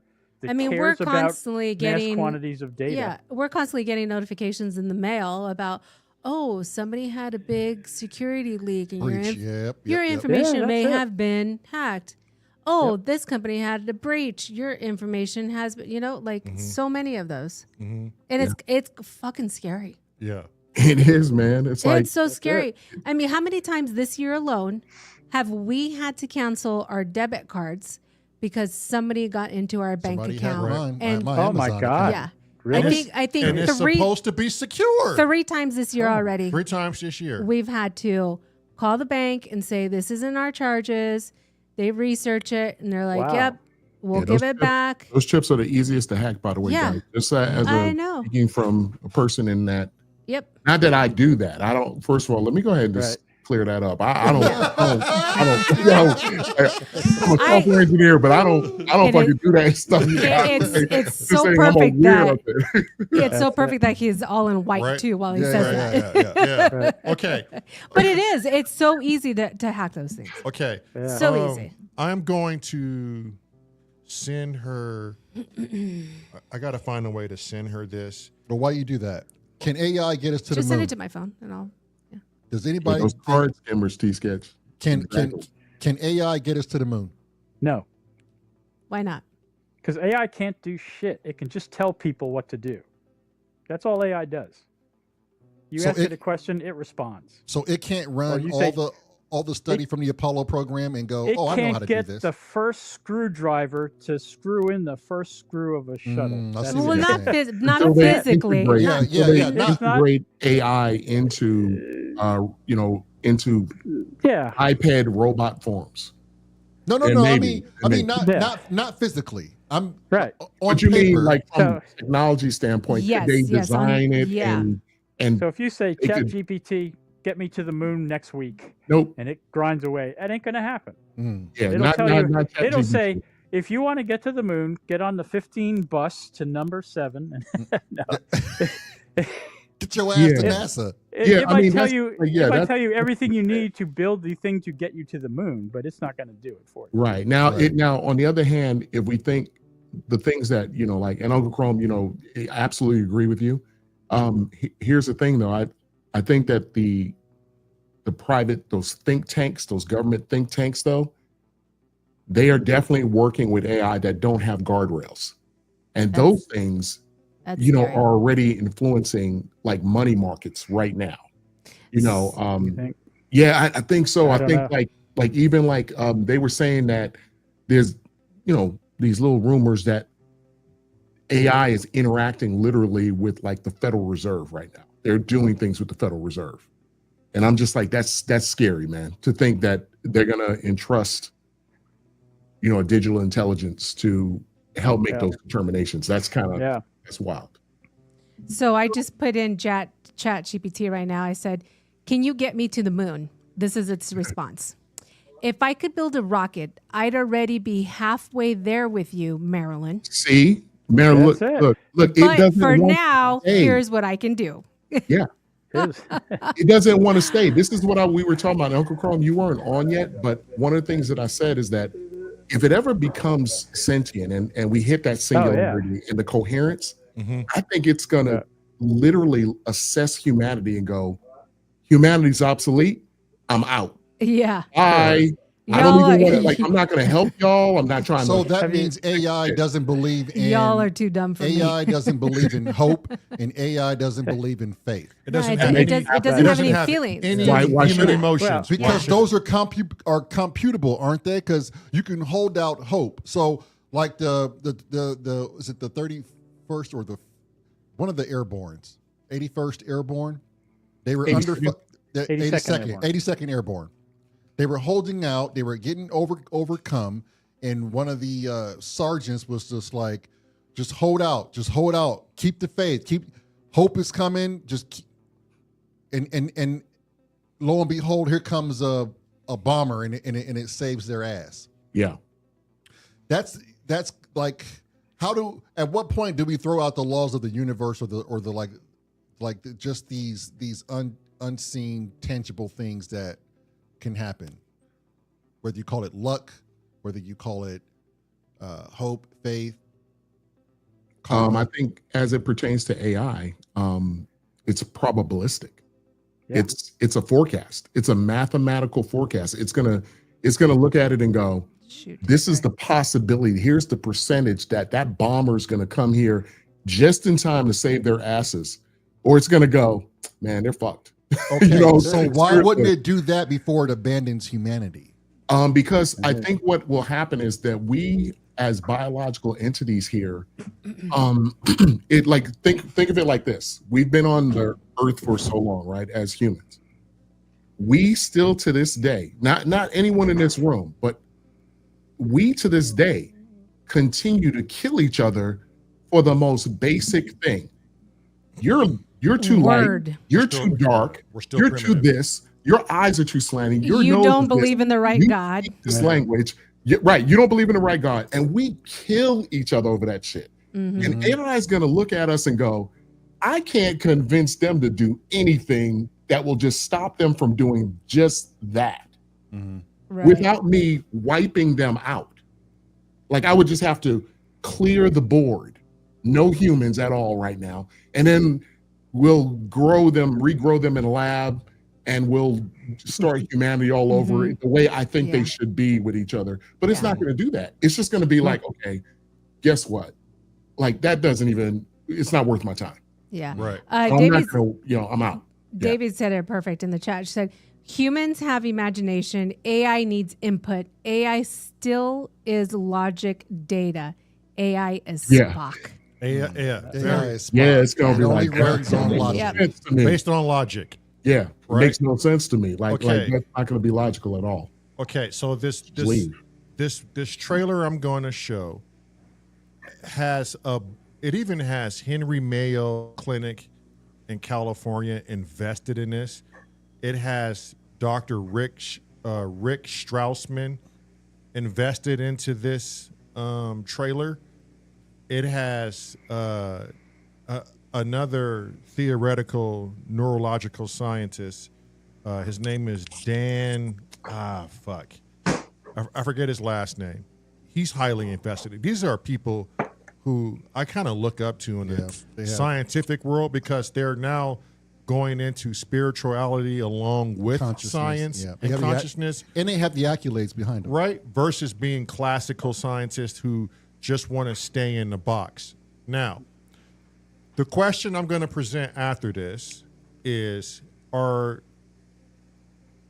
everything we see a mathematical equation? Everything tangible? Everything witnessed in a third dimensional understanding? Is there a mathematical equation for everything we see, hear, feel, touch, sense, smell? That's the question I want to present after this trailer. The other thing is it possible, Chrome? Because you said mathematics is the universal language, and all I could think about was third encounters. What is it? Close encounters. Close encounters of the third kind. That's right. Where it was essentially colors and sounds and that I think that was it, right? Like bee doo boo, like that's mathematics, correct? That was frequencies, right? Yep. So Okay, that's but- communicating. That's another. I mean, sound is another universal in an atmosphere, I guess. But it's that was saying, that we don't have language necessarily, but sound is something that they could experience. So we communicated with that. Mm-hmm. And it came in intervals. So I mean, there's a mathematical equation into the language in itself. Still, if you break it down, it's still ones and zeros. So Okay, there you go. Sure. That's what I wanted to hear from either one of you. That is Of course. still ones and zeros. Now let's go ahead and roll this 5-minute trailer.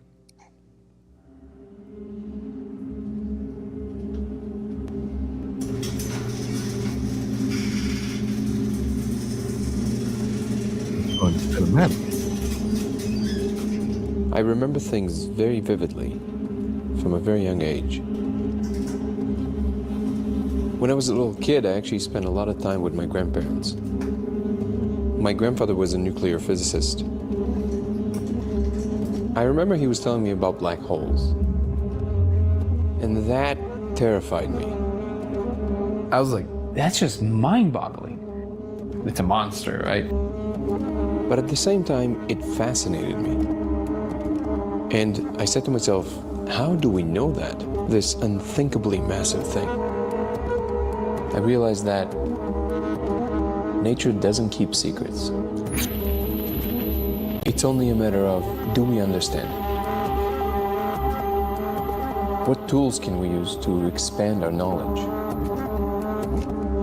And for me, dimethyltryptamine, also known as DMT, was the tool that led me to the discovery. I remember this time.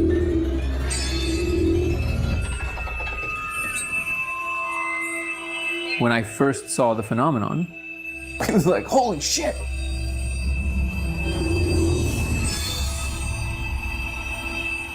But then it was actually like, whoa, what is happening? Am I losing my mind? But then I showed other people, and things kept getting weirder. Just for the record, I haven't told him anything. Okay, just tell me what you see.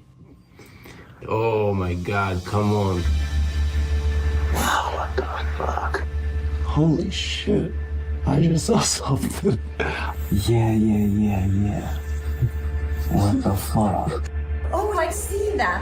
I feel it. I've been under the influence of mind-altering substances a lot, but I've never seen anything like that. Whoa. I showed over 100 people, and I kept asking myself, how are all of us seeing the same thing? Oh my God. It's changing shapes right there. The laser was revealing numbers and letters running in a pattern. They're almost like this big here, and it looks like code. It looked like programming code. It's definitely saying something, and I just want to take a picture of it and translate it. Wow.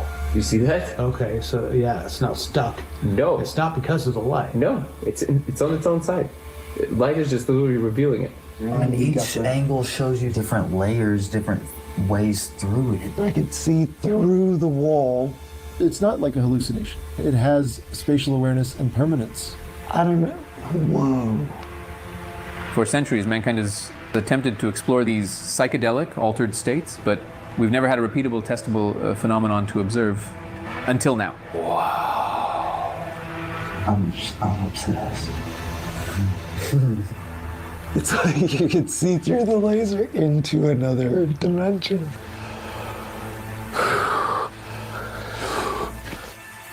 I mean, like, take yourself to that. Like, I just made a connection that nobody made before, which is a simple connection. The claim is, if you project a diffracted laser on the surface and you smoke DMT, you will see code writing in surfaces. Yes, like in the Matrix. So there are a few possibilities. One, I lost my mind, which is the coolest losing your mind ever in history. the second option is that This is the biggest discovery of humankind. If anybody ever asked themselves what it would be like to know you live in the Matrix for sure, well, I know for sure. I'm convinced. So where do we go from here? All I know is It's about to get crazy.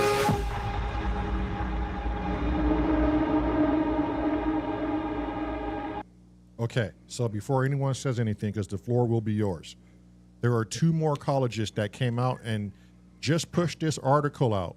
Now they discover you do not have to be on DMT to see it. None of the participants were told what they were going to see, how they were going to see it, what they should see, if they should see anything. Hundreds of participants who don't even study this stuff. It blew their mind. So we got 2 main colleges that come out with this, and it surprised this guy. He was like, oh, so you don't even have to be on DMT to witness this. The floor is open to you to discuss it. Let me know what you think about it. paranoia? Is it eye magic like Chrome says? don't know if What's it's- going on? I've never done DMT, so I can't say. But Well, it doesn't it's, matter now. They just figured out you don't need to be on it. So okay. Well, yep. Uncle Chrome, let's do DMT. Well, let's go. I'm down. you don't really have to do for it. DMT because All I can dimethyl. say is I don't have a car anymore, so you got to come here. But Yeah. Okay, it's fair totally, enough. It's Fair totally enough. worth your while. It'll, Well, party Hey, from now on. my triplets brothers, two of my triplets. Let's all do DMT. Let's go. Well, and that's the thing. Dimethyltryptamine is something every human, and I think they say most plants and animals have already in the brain that we secrete produce it. naturally. Correct. Right. So if you're taking a calculated dose that's over what your body normally secretes, it's just going to amplify whatever perception that you have, right? So I want people to know who don't know what DMT is. It's not like this something that's just derived out Right. of some lab. Right. Your body naturally That's a good secretes point. it. That's a good point. Yeah. So T-Sketch made a good point too and said you can hit altered state of consciousness with meditation as well. you Yes, can. you can. Yeah. It's true. Yep. Self-induced. Transcendental meditation. Yes. That's it. Yes. So, I mean, what are you guys? I mean, and feel free for people to go look at these actual studies. There are legitimate people who actually agree with this, who are now studying it, who are actually calling this a breakthrough, and they don't know what to make of it. Yeah, Davey says the brain is still a very big mystery. And it is. So I It guess is. my question is: this experiment they did, was it like it had to be on that wall or a white wall? In with that any, laser, I guess, or- I guess, that's- in, I don't know all the setup of the It's not the experiment wall. to say- It's not the per se whose wall. it's projected Right. on. It's just I think they're getting to the fact is if you get- have to read it through a laser. right. The laser Right. opens the door, and they're putting it on the wall because the wall is a representation of the matrix. So our Well, is matter, that- our but is that the- matter. Okay.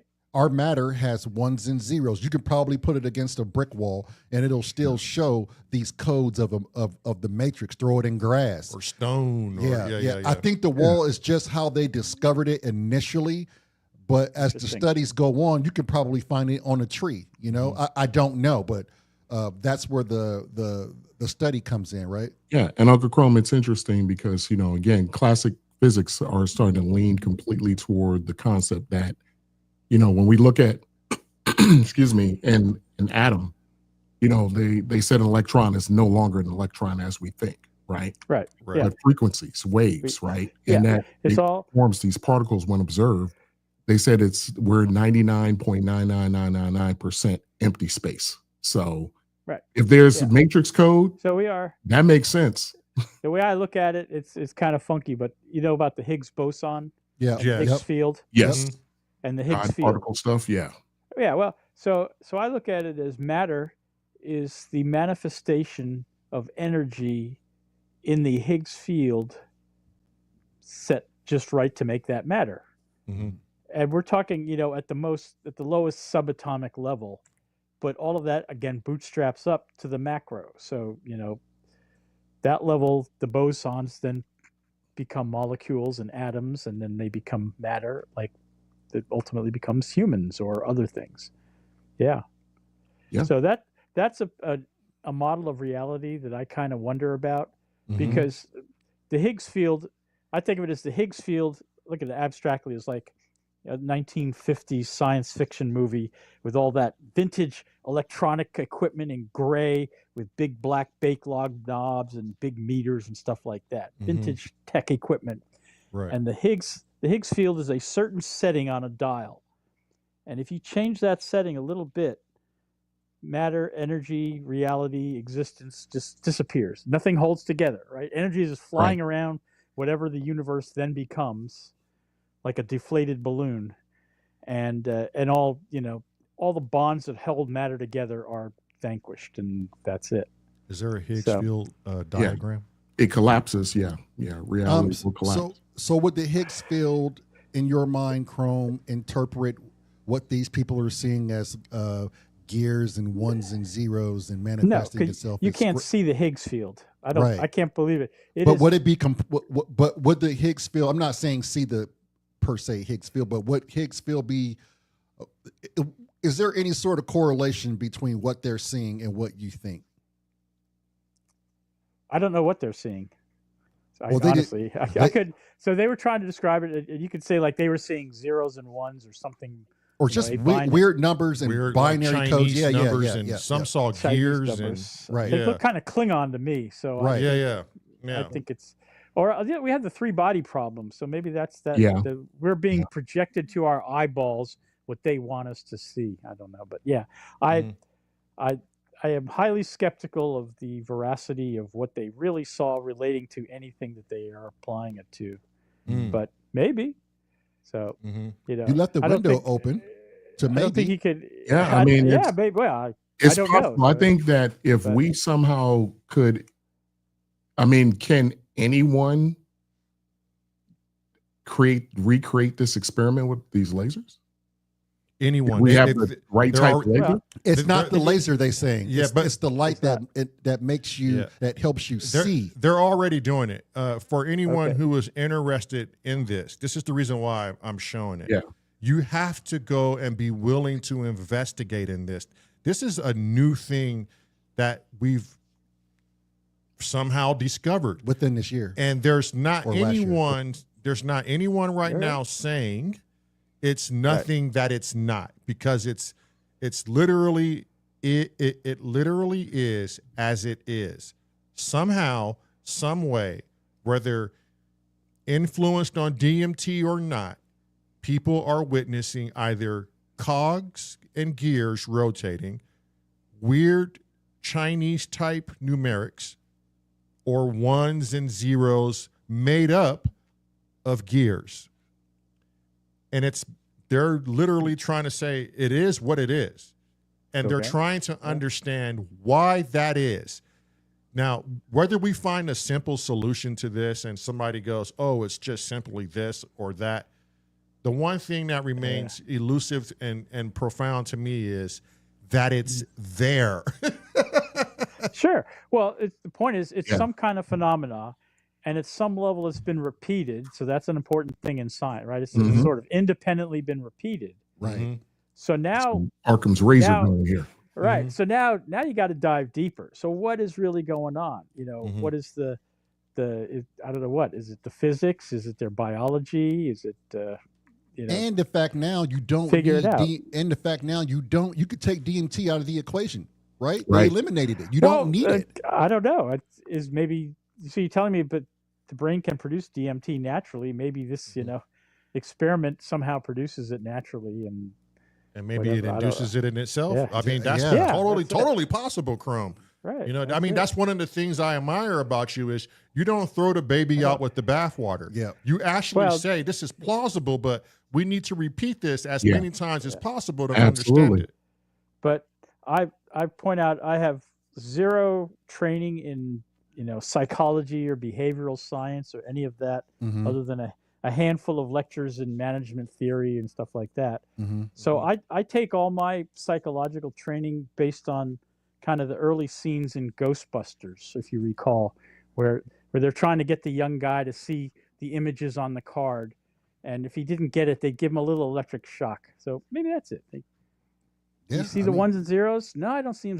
Oh yeah, there they are. There they are. Yeah. No, I don't I know. like you're saying. I like what Inhibited said. Can you post what Inhibited is what he just commented? And every mathematician, not every, Can't. I don't want to generalize. I don't want to say every scientist, every physicist, but there is some sort, when you truly believe in your craft and your passion, there's a part of you that turns off anything other because you're so devoted to what you believe in. And I'm not saying that's you, Chrome, by any stretch of the imagination, but I think we hold so tightly to our own ideals.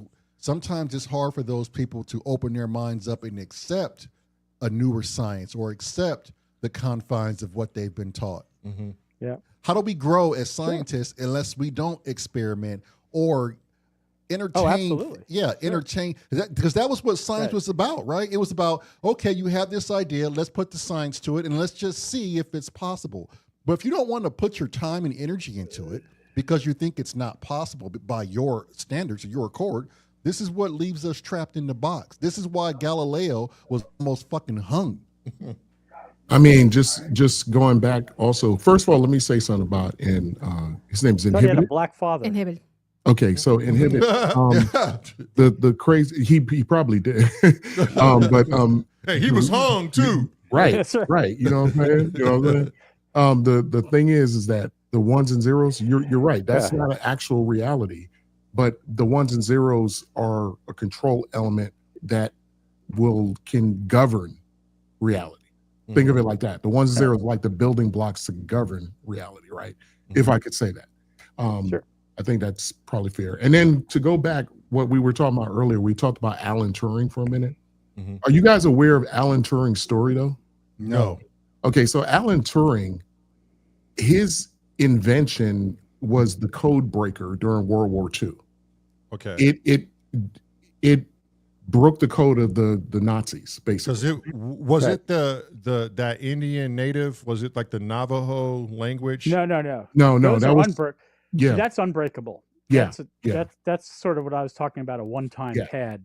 Oh, yeah, that's the one time. Yeah, that's the one time. Yeah, but and, So so Turing was part of go the ahead, team and a major contributor. But yeah, they basically broke the Enigma machine Right. and other related technologies. Right, and it was so the Nazis top were using. secret though that Oh yeah. So Alan Turing never got, just so you guys know, Alan Turing never got any credit for that for many, many years. And he lived a life of obscurity, no one ever really truly knowing who he was or what he did. But then it was tragic because the man, I believe, Uncle Chrome, didn't he take his own life, right? Because Yeah, they but he found was a out that Alan homosexual. Turing was Yeah. a homosexual. So they came in and they what it was some weird test they did on him, right? Well, they basically gave them chemical castration, Right. and it sort of like basically messed up. He just like Right. And it messed I up can't his live. I mind. can't live like this, and so Yeah. he ate an arsenic apple. Right. Oh, And- wow. and- yeah, he ate an so get a load of this. Yeah. A rumor has it that the Apple Corporation, that bitten apple, represented Alan Turing No shit. because he bit into that arsenic Right. apple, and that's their You logo. could say that. Yeah, Could be. Yeah. I've heard that But from a couple of Apple employees at down in Cupertino. So yeah, pretty interesting. Turing's a fascinating character. Yeah. So That's some reality for you guys. So right do there. we know what he truly believed in? Do we know what he truly like? he liked boys. Yeah. No. So Well, he was he- the perv. I mean, as far as he was not. He was. No, I mean, He was a logician, mathematically speaking. Absolutely. That was his work, and his advisor was a logician, well known in that era. But he was one of the guys who laid down the theoretical concepts that then were used in creating machines. But he was different in that he applied what he learned, how many, like 8 years later, to make the bomb. BOMBE is the name of the computer that they built to solve the Enigma. Okay. And we have one here in Maryland. There's a museum down the road here by NSA, and you've probably seen pictures of them. They're big old black, looks like Whopper, but before Right. LED displays and all, and a lot of dials and stuff like that. But yeah, they created the first computers to break Enigma, and also for firing tables, firing solutions for guns and stuff like that. Oh, okay. So at the same time, Okay. yeah. And all of that came out of World War II, and fascinating history. But Turing was an unfortunate character because of the way he was persecuted. It was sad because he was, so brilliant. Yeah. But he was, there were several who came out of World War II like that. I mean, Oppenheimer is. I was going to say Oppenheimer. And, Right. Yep. Right. At all, but Von Braun. But Oppenheimer and von Braun also read books from India, right? They were reading the Bhagavad Gita and mysticism and stuff like that. Yeah, mysticism and shit. Sure. Yeah. Yeah, I mean they were definitely. I mean, as mathematicians, as scientists, as physicists, I mean, you would be probably shocked at some of those gentlemen's religious beliefs. They're, these are some very esoteric people. Yeah. Right. They were, because they could see things. I mean, imagine, you're imagining a universe before they had certain types of telescopes that could see it. Mm-hmm.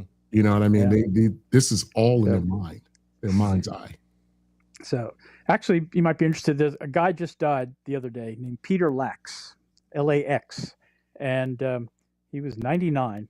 And he was kind of a junior guy, but I think he ended up like at Los Alamos and part of that group. But it turns out there's a whole group of scientists, physicists, and mathematicians that were called the Martians.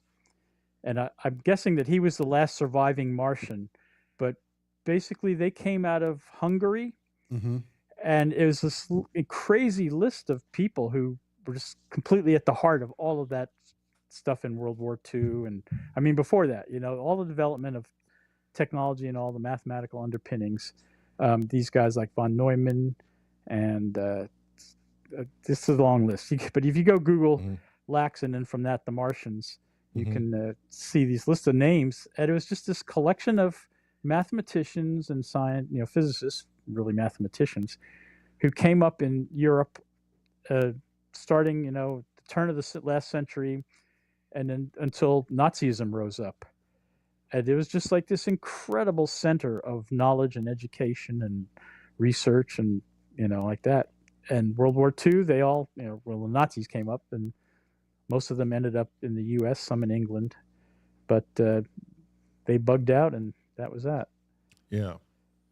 Yeah. So do you think when Hitler was running his regime, they were into the esoteric and mysticism and euthology and sounds like they're into all kinds of stuff. Yeah. Yeah. They really were. So was there something behind, like, were they the first to invent many things because of this? I don't know if a lot of it was drug induced or, psychoactive drugs that helped them conceive these ideas or ideations. But a lot of our leading scientists came from Germany at the time. Mm-hmm. What was in the water? I mean, well, it was there was a handful of universities, but in particular, there's a university called Göttingen that was just the epicenter of mathematics and related to that physics, and that's where Oppenheimer went, and back in that era. But I'll say really, it wasn't until the 30s when Germany screwed up their brain talent, and we might be doing the same thing here, sadly. And it all came over to America. Before that, if you wanted to get a PhD in math and really, be at the top level, you went to Germany. Mm-hmm. And so if you look at the list of all the mathematicians of that era who were came back to America and formed the math departments in the 20s and 30s and whatnot, or even before that, they'd all gotten their degrees in Germany at Göttingen or, related universities. That's where it was at. Mm. And then the war, Nazism, when they kicked all the Jews out of the universities, they came here if they could.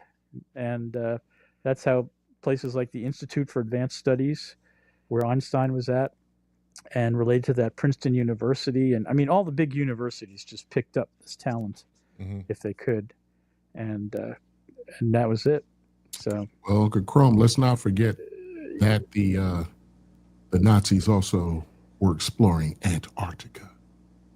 Oh, they were exploring everything, yeah. That's what sent Admiral Berg up there. And the moon. Right? Don't forget the moon. Yeah, they did. That's it. And what was the bell they were talking about? It was this bell that they were trying to get to fly. Yeah, it was kind of like this big. It looked like a UFO. Like almost. A UFO, and he spent a lot of time and energy because they said gravitational waves would get this thing to fly. He spent a lot of time trying to get this damn bell to fly. I forget the name of that bill that they created. Oh man. But in 20, yeah, they were really taking shots at things. Yeah, they were good at it. and they weren't afraid to do it. I mean, their whole ideation was crazy. Well, you got to remember too, we're talking about these scientists, right, in the 20s and all, guys like Heisenberg and all these Tesla, guys. yeah. They now Tesla was well before. He was he was like contemporary with Edison. Yeah. So, like I said, a large part of them were Jewish, so they left or were killed or sent off to camps or whatever. But there were the handful that were still loyal Germans. Mm-hmm. They had, like the von Brauns, right? They had talent, and they just, were stretched thin. But, when you look at what von Braun accomplished in rocketry and all like that. Yeah, and, I mean, there are other fields I think the same thing. Yeah, they're fighter, right? The fighter that scared everyone to death when that thing came out of nowhere was the Comet, and our P-51 guys were like, "What the hell is this?" Can you imagine you're flying a prop aircraft and a damn jet plane flies past you? Right. Yeah. Like, in World War II, right? So yeah, that probably looked like it was straight up alien technology to them. Yeah. Like, what is this? Yeah. Although I think they should have spent more effort developing the Black Hawk helicopter, because that's a badass mother. That is a badass. Yeah. Black Hawk. I'll tell you what, you could have your jet, but that little Black Hawk thing, that could do you some harm. So right. Definitely. Okay. In, I believe it was 2015, Bob Bigelow made an announcement on an interview. It was a public interview. He said, "We now have the technology to take ET home." What do you think about that? How do you feel about that? No, we don't. We have theoretical technology. We don't have anything. But why would a man of such great status and a lot of money, a man who used to own Skinwalker Ranch and investigated it for years, a man who has military contracts, why would he come out on a public interview and say that if we didn't chrome? Is it psyops? Is it smoke and mirrors? That's it. Is he looking for investors? I don't know. I don't think we have any tech. I mean, look at Voyager, right? That thing's been going for 40 years, and it's. But that's what they show us. We have. You don't think there's a government black budget closet that they're not, like Lockheed and Martin and Skunk Works? They're like, you think they're Norgrim? No. Like, you don't think they're just working on shit with our tax dollars? Oh yeah, no. There are projects going on, absolutely, but I don't think it's Lockheed level yet. You're still at the Georgia Techs and the the Princetons and stuff. These are it's theoretical things in a lab that as far as the kind of the way and then there's generate there's DARPA though things. Yeah, it's DARPA level. So it's not anything that's getting produced or I feel. The reality is that the amount of energy it takes to get us out of our universe, and that's that's really kind of boring when you think about. We want to explore our universe, sure, but as far like we know, there's no other aliens that we care about. We don't think, and so to get anywhere where we could possibly imagine life. Yeah, maybe we're being isolated, Uncle Chrome. Like in terms of like, let's say, our atomic world we live in. Let's say it's a construct, right? And it's like a gilded cage for us. What if we're being contained intentionally by some artificial intelligence that basically we're like a virus? The very nature of our intelligence is the virus, and it must keep us contained, as not to spread through the universe. Well, that was the premise of the three-body problem show. Very simple. Yes. So what if that? So in other words, like okay, we no longer like you, so we're gonna contain you. Is what you're saying. Yeah, like what if it's something similar to that? Maybe intelligence itself, the idea of consciousness is the actual threat. That's the existential threat to all other forms of life in the universe. So I mean, That would be interesting. If And one this is our prison. We've been Yeah. stuck here as a prison. right, Is that it? or we could be a Why zoo in the far off corner. But Right. if this man who doesn't really need anybody's money, he already has military contracts, right? Bob Bigelow. I don't know. Don't never assume when it comes to guys with money. Never assume they actually have money. They're all leveraged out the ass. So that's what I think. Yeah, even backers have backers. Right. Yeah, you're That's not it. lying about that. Baggers have Yeah. nothing. Yeah. Sure. I mean, yeah, that's a fact. Like I don't know anyone for 100%. But to make a statement like that and then have people witnessing unidentified flying objects all around the world. I mean, I get on military ships. right. I get a lot of these are something very plausible to explain easily, and a lot of people can be mistaken stars for UFOs, helicopters or drones off in the distance. I get it. I get that. But it's the 5%.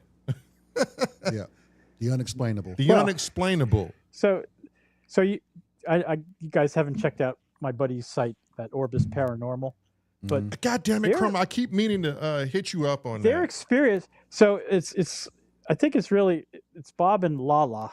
Mhm. And I think it's Lala is the one who's like, her family are followed around for, ever and all like that. But it's light. What they're seeing is coherent light effects. Nothing physical, not like, a metal anything. It's like you see a light and it moves, a light doesn't change direction.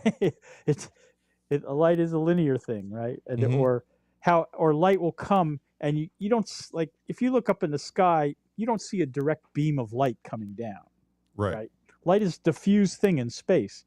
But to see something coherent like that, to imply some intelligence has produced it, those are the, as I understand it, that's what they have observed, and that's what they're working from as far as encounters. Now, they talk to all kinds of people, and I'm sure they entertain things, but I feel like if honestly we're going to be serious about thinking aliens are somehow reaching out to us, I think light is the only way, because that's the fastest thing to get to us from them.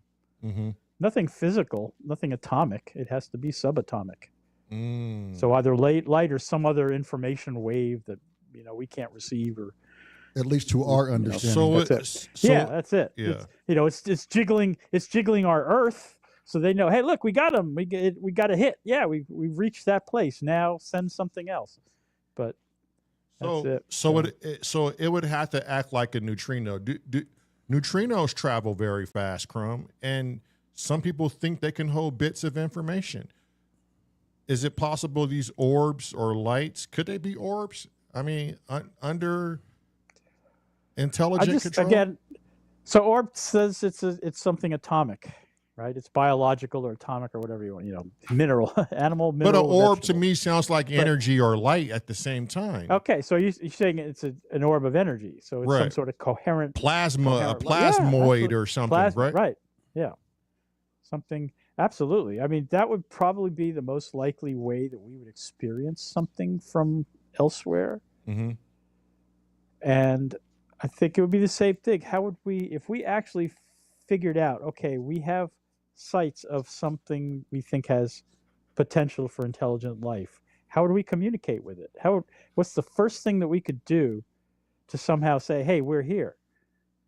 We can't send a Voyager to it. We can't, there's nothing physical we can send to it, but somehow we could send a wave. And now, of course, that was the idea of three-body problem, is to use the sun to amplify your wave and then send it out there. It's like, yeah, that's plausible. I'm with you, Crumb. I think it's something. I don't know anybody who's seriously working on that. Right. Maybe they are, but you don't hear about it. And the reality is that it would, these billion-dollar projects you talk about, they don't exist per se, because you would hear about them. Something that spends that kind of money, there, I don't know if you would, Crumb. I don't know if you. I don't know if you would. There's There's black budget.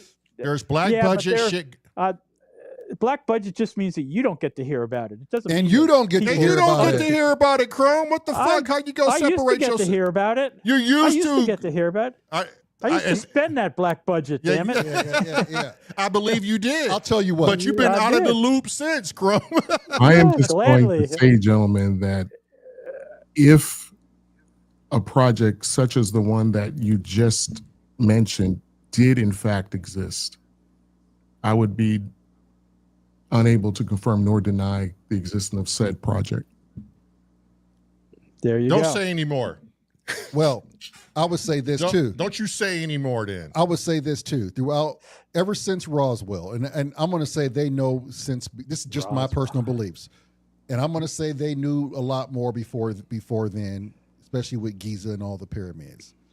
The government does not have these long drawn out legacy programs that they spend endless research, time, and money on for no reason, and not just the UFO incidents, but all types of consciousness fields.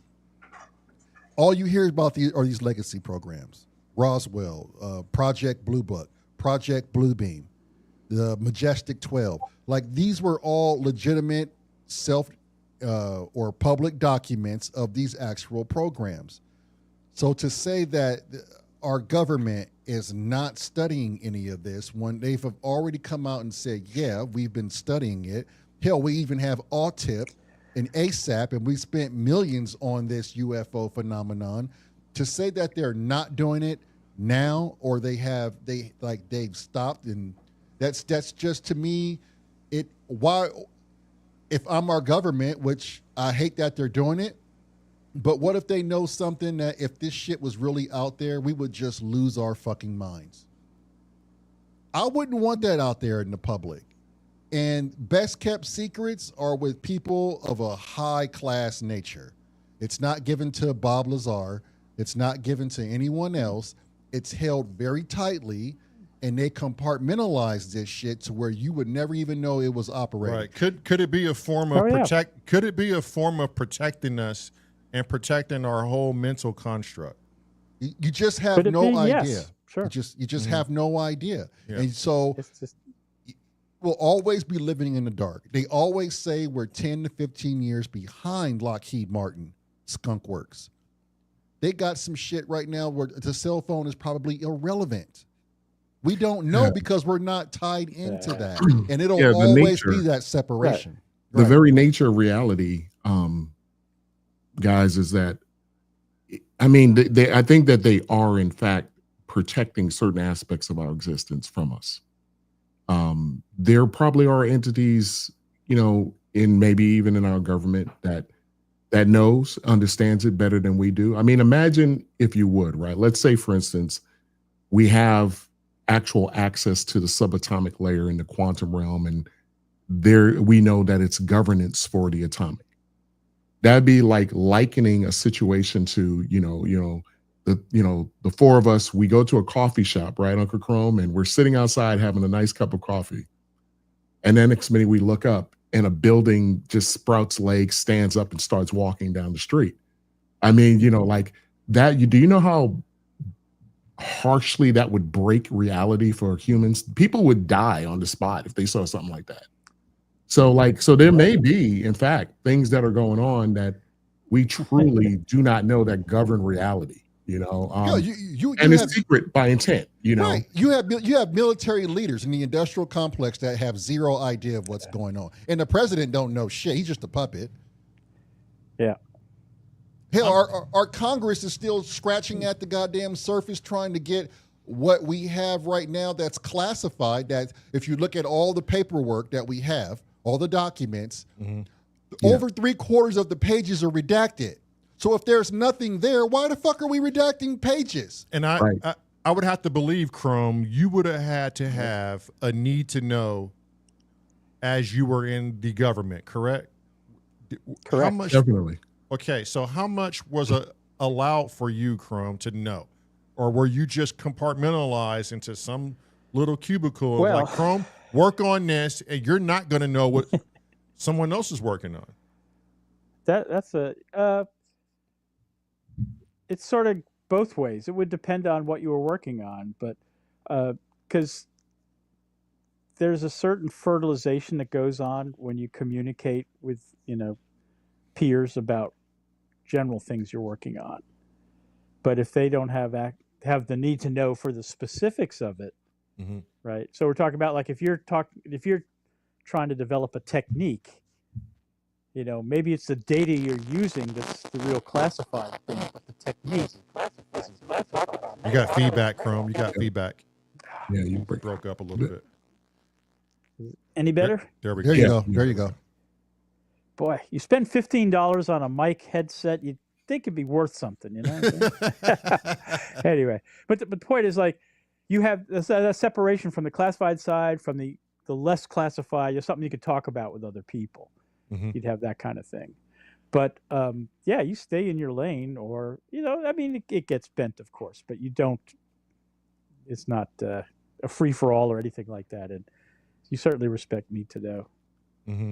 Hey, and gentlemen, I do apologize. I'm going to need to drop off. I actually just got a message from another engagement I've got to get ready for. So and we're not going to be much longer anyhow. Go ahead, do your stuff. But thank you for thank you for coming in. Coming in, and if you're coming in tomorrow, please do. We can talk about. We're going to switch gears a little bit. the nature of hip hop. The nature of hip hop, baby, it's gonna come. Man, everybody's in that's the zeitgeist right now, man. But so are we going over the viral beats? Are we going to do it here, or I don't know. I think Viral's going to hand out. We're going to be doing it. Yeah, I think that's cool. Me and Viral are. Viral got something going on. Yeah. All right. Hey, Uncle Chrome, you should come join us, man. That would be really cool to have you in there, man.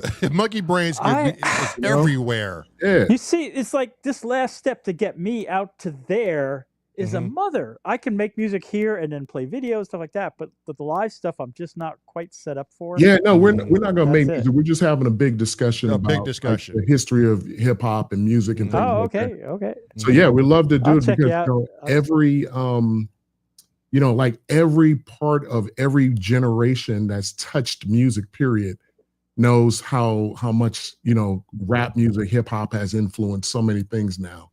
Like, I can't even believe it. Like, it's the largest form of music on the planet. Yeah. Right now. Literally. Yeah. And it was like spray cans and fucking B-boys in New York. Oh, yeah. Remember that? I was one of them twins. What's going on? Me too. I've done plenty of artwork on trains. Y'all better stop, man. I'm start popping and locking right now.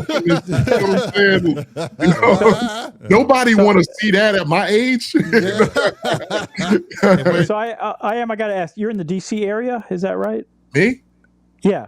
Oh, no, I'm in California. I'm in California. Okay. Yeah, I'm from New York though. Yeah, but I'm very familiar with those areas when I was in the service, and yeah. Well, private conversation there, Uncle Chrome. That's it. No, anybody who's in the area, we're always looking for people to come join our little monthly jam group. Yeah. So, cool. Invitations to anyone who wants to come here and play one of those. That would be super dope. Hey, can you imagine, guys? Hey, look, by the way, so now that I'm at the end, so now I can go say it.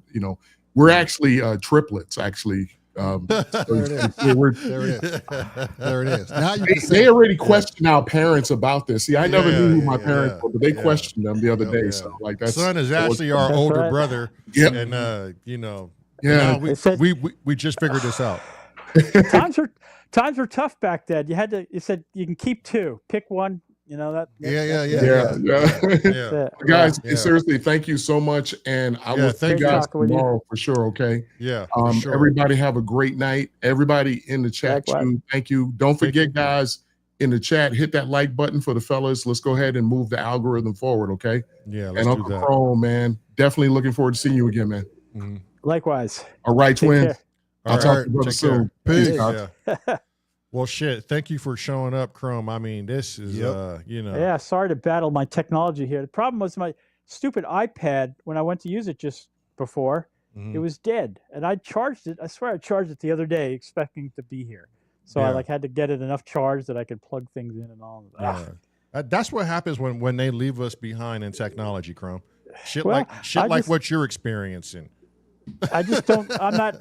I don't need to be live. Nobody needs to see me live. Watch the videos. That's where Chrome lives. Blippity bloop, baby. Yeah. And I love the videos too. Yeah. Well, I appreciate that, and I'm going to get you guys VCVing someday. I know it.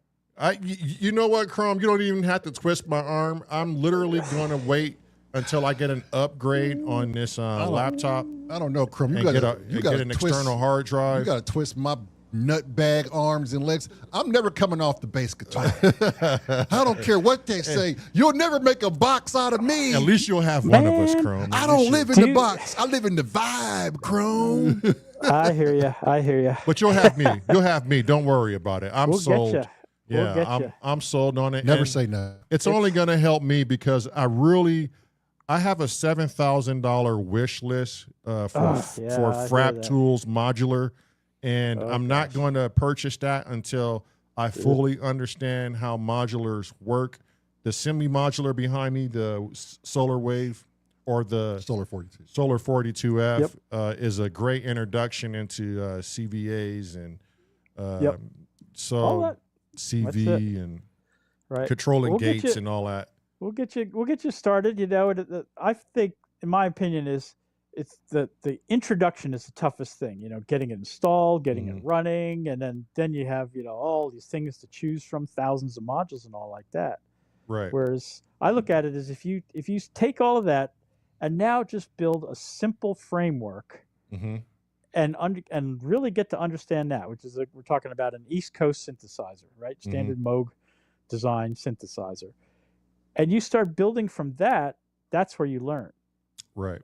So you always have that one building, you're starting from that, like you start with a certain tool, at your fingertips, be it the Lyra or the Hydra or the Groove Box, whatever like that. You're starting with a certain thing, and you're always, that's like home base, that you're comfortable there. And now you're going to get that going. And now let's bring something new in and see how that works. And it's just you baby steps. Right. But how many bigger people, and bigger. You said it though, Chrome, baby steps. But how, if you're playing with the Lyra 8 and you're doing that, and like you said, you want to piece it up. But you go on these channels and you see all the other stuff that accompanies it. And then the gas, the gas mentality comes in. And you're like, okay, now I gotta. We almost make it seem like we make it hard for ourselves to just focus on just the Lyra 8. This is where my conundrum is. I look at you guys, and I see the wires, and I see all this, and I go, It's overwhelming to someone who wants to get into it because it's like, where do I begin? This is like, but that's why. But that's why I keep my foundations on the sub 37, right? So when I create an ARP, and I was just telling Scotty Sounds this, when I create an ARP, I always create an ARP from an init form, right? And I build my patch as I'm going, and I never save them, Chrome. I delete them, I turn my machine off. But what that is teaching me is it's okay to create something and let it go. If you want to recreate what you've done, you're going to have to focus in on what you're actually doing and what is actually doing what. You have to be able to map yourself in. Yeah. You got to learn how to do it, and then you can recreate it anytime you need.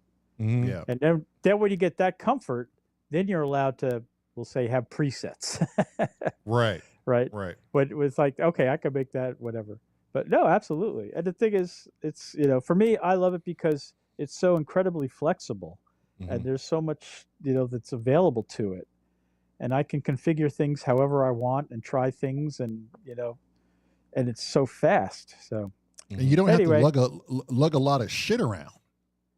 Exactly. I mean, a laptop's all you need. Now there's a version for iPads called MiRack, but it's not quite the same, and I find iPads hard to actually do anything physical in, little teeny tiny cables and stuff like that. I need big screens and big mouse and all like that. Right. But after that, it's and I start with a basic template. I open it up and it's like, what am I going to do today? And it's usually, okay, I'm going to take this sequencer and, one of the features in VCV for any module that makes sense, Control R is a random setting of whatever its parameters are. So if you go into a sequencer and hit Control R, you're just going to get a random sequence And it's like, let's see how that sounds. I like that. Oh, no, I don't like that. Change it and all like that. But yeah, it's pretty simple. So I'll show you, get you started. And then it's just there to play with. And it's, you know, when you start to think like me, where it's like, okay, how can I bring everything into VCV Rack? Well, then you're dangerous. Yeah, see that, and that's where you lose me. And it can get expensive too. I hear too. Like if you're really looking for certain things, and once you get the understanding of what you're doing, you start getting into this search of sounds. Well, search of filters. I spent a lot on the modules and stuff early on, but I think realistically, I mean, honestly, you got to spend $30 to get the one module that lets you bring VST into it, I think, because that just adds a layer that's beyond belief. But you don't have to buy anything else in VCV and still have a ridiculous amount of power. But if you're willing to spend another $100 to $200 for some module collections, for example, you can have the entire ALM Busy family for like $50 or $60. And that's emulations of their hardware. That's, you know, how many thousands of dollars of Eurorack. Doesn't James Dyson have the CS80 via? What does he have it on? It's like a VST or something like that. Yeah. Yep. So he had I was watching him play the Zills Lab, right? Emulation of it. I've got the Cherry Audio. I'm sorry, the Arturia one. I don't have the Cherry CS80, but I have a few of theirs. Yeah, I think. But but I mean, once you get into the VSTs, and actually that's where the gas comes in. Because then you start buying VSTs, and it's just ridiculous what's out there. Yeah, and Viral you can B spend says some serious money. Viral B says Cherry Audio has a good one. Is there a link to T-Sketch who came in? T-Sketch Beats Viral, or do we just go to that name? Is a direct link to the channel? It's not going to be under something else, and we'll go and support that. But anyway, so someday when you got some time, you know, and it's I mean, I kind of think like if you let me sit down with you for a couple of hours to get you set up and you know, get you comfortable and making stuff. We'll do it over a Streamyard. We don't have to go live on it. We'll just do it over a private Streamyard. But to be honest, Chrome, I'll be interested more as soon as we're done with this 365. Yeah, for real. I get you. So I could actually sit and have time, and I don't have to worry about going live every day and coming up with plans and schedules and all kind of eyeball shit for the show. It would be great. And it's a different way to make music, but I think when you get it, it gives you a lot of power, and it's just fun. You can make some crazy stuff with it. So yeah, okay, yeah. All right, Viral. Anyway. We'll check that in your Discord. Thank you for all the people who are new here. Who was that? Godot Kroll. Am I saying that right? That's a new name. Godot Kroll. Godot. Waiting for Godot. I know that. T-Sketch was a new person that came in. I thought it was someone else new that came in. Sorry. I never recognized. And all you lurkers, thank you for showing up.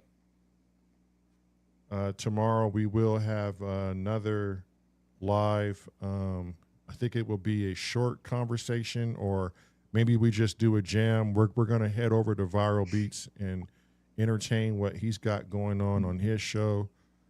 So I don't know how tomorrow looks for us, but we'll figure it out. You know, we just don't plan shit over here. It'll be a day called Sunday. It'll be a day called Sunday, and I think we just might jam and head over to Viral Beats. But thank you, everyone, for showing up. Chrome, thank you as usual. Monkey Brains. And for always being here. Great time today. Thank you. Pretty much every day you're here with us on this fucking 365 ride, and I appreciate you and you being our modder. Hey, happy to chill along with you guys and all the folks in chat. Yeah. Yep. Studio 8 Effects. John, how are you? Thanks for showing up. Johnny boy. You guys are all beautiful. And as I always say when I sign off, love you, bye. Bye, bye. Take care. Bye-bye, everyone.